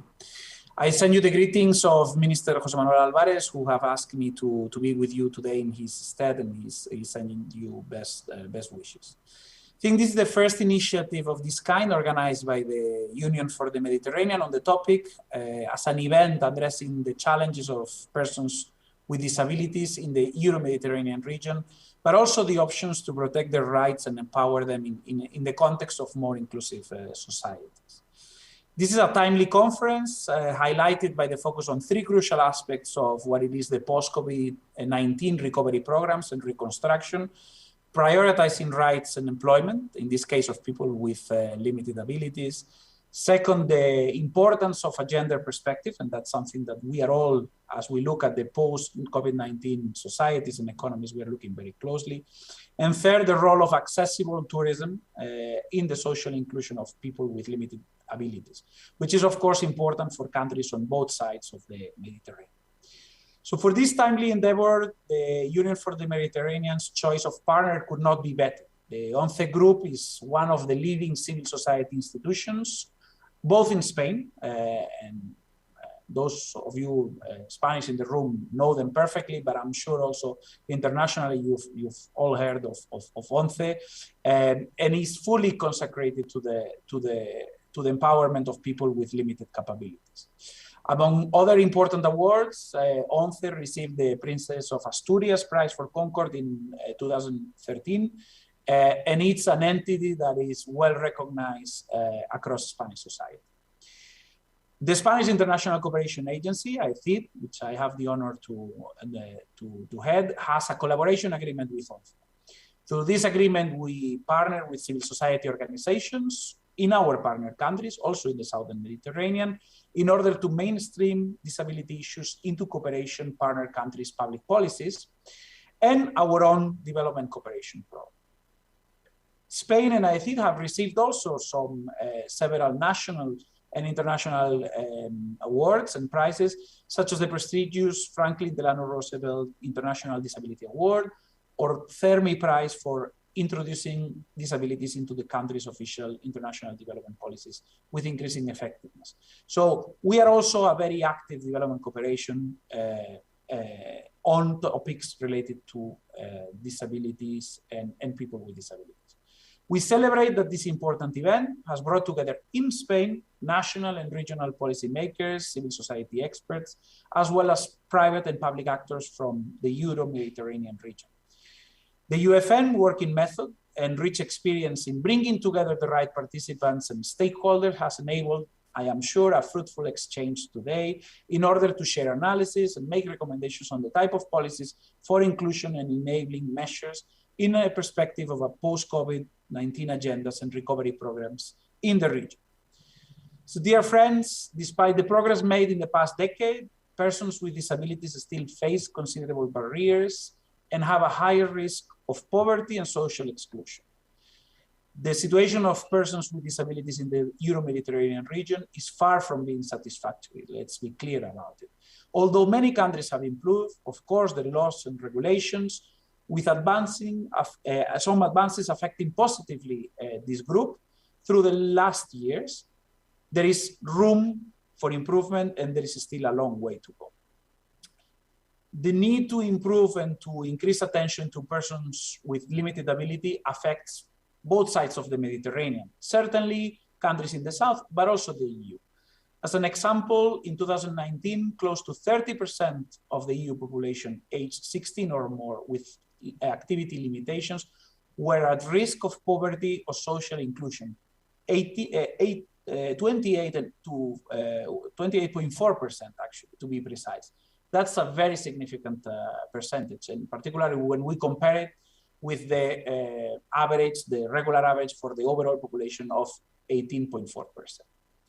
In addition, an analysis by sex indicates that the proportion of women that reported limitations in personal or household activities was much higher than men, close to 56% versus 38% for the EU member states. Those are only two examples out of the many challenges and discriminations and barriers that remain to be addressed in the EU. Although in March 2021, the European Commission adopted a strategy for the rights of persons with disabilities 2021-2030. The objective of this EU-wide strategy is to progress towards enabling that all persons with disabilities, regardless of their sex, ethnicity, beliefs, age, of sexual orientation, enjoy their human rights, have equal opportunities and access. This new and strengthened strategy at the EU level is both in line with the UN Convention on the Rights of Persons with Disabilities and the UN 2030 Agenda for Sustainable Development. In Mediterranean countries, the challenges for inclusion and assistance are even greater and higher. The available evidence suggests that people with disabilities are doing less well relative to the overall population because of factors including marginalization, lack of awareness of disability prevalence, data is of course a problem, lack of a comprehensive protection and enforcement of the rights of people with disabilities, and inaccessible environments, physically and otherwise. Not to mention the situation of people with disability that suffer other layers of discrimination and barriers, either because they are women or they experience other types of discrimination. This notwithstanding, all countries of the UfM partnership have ratified the UN Convention, so we are all on the same page. We share the same platform of principles and goals. So it should be possible to advance together in this Euro-Mediterranean environment. We have the chance to present to the rest of the world a useful example of North-South cooperation through the Union for the Mediterranean Partnership. And you can count on IACID and the Spanish cooperation system in this endeavor. Let me say a word or two about the commitment of Spain to social equality and inclusion of people with limitations or disabilities. The promotion and defense of the rights of people with disabilities is a top priority for the Spanish government and for Spanish foreign policy in the field of human rights, which is in turn a reflection of the importance at the national level. Spain has ratified the Convention on the Rights of Persons with Disabilities and also its optional protocol, in whose negotiations Spain participated very actively in December 2007. And we were one of the first 10 countries to ratify the convention. Spain also accepted the procedure for individual communications and investigation procedures as set out in the optional protocol. We had a disability plan from 2012 to 2020, and we have a new national strategy 2021 to 2030 that follows the footsteps of the European Union, which adopted, as I mentioned, a similar framework in March 2021. These priorities also inspiring the reform of our development cooperation system that we are currently pursuing. The new draft law on cooperation for sustainable development and global solidarity includes a clear reference to people with disability as one of our objectives and targets going forward. Our approach here is one of human rights, focusing on removing the obstacles that prevent people with disabilities from participating fully as citizens and exercising their political, social, and economic rights, and empower them to do so. This is what we have always done and that we will continue to do. And we will have an opportunity to continue walking the talk and announce new commitments at the Global Disability Summit, organized this year by Norway, in areas such as education, health, or employment. By the way, we will do so in partnership with Fundación 11 as members of the GLAD, the Global Alliance for Disability Network. Dear friends, on behalf of the Minister, I congratulate you on the work carried out in this conference, and I look forward to see a continuation through the Union for the Mediterranean as the main hub for bringing together minds and hearts in this, our common Euro-Mediterranean region. You can count on AECID, the Spanish Development Cooperation System, and Spain in this endeavor. Thank you very much.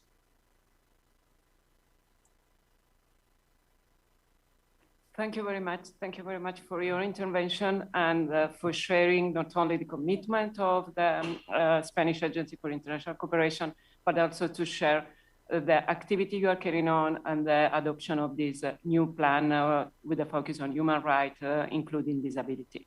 Thanks a lot. And from the Union for Mediterranean, of course, we will be available and committed to keep working also with the agency. I think that it's time to conclude this really, really important conference. And I would like to thank you personally, all the colleagues and friends, if I can say that, from ONCE social group. And it was a pleasure to meet you, all of you. And I would like also to thank all the people who followed us online and the speakers that were connected online in this 2 days event. It was a big effort, but as you all mentioned, a first step. So thank you again, and hopefully we will meet soon again with all of you for further actions and further cooperation. Thanks again to everybody.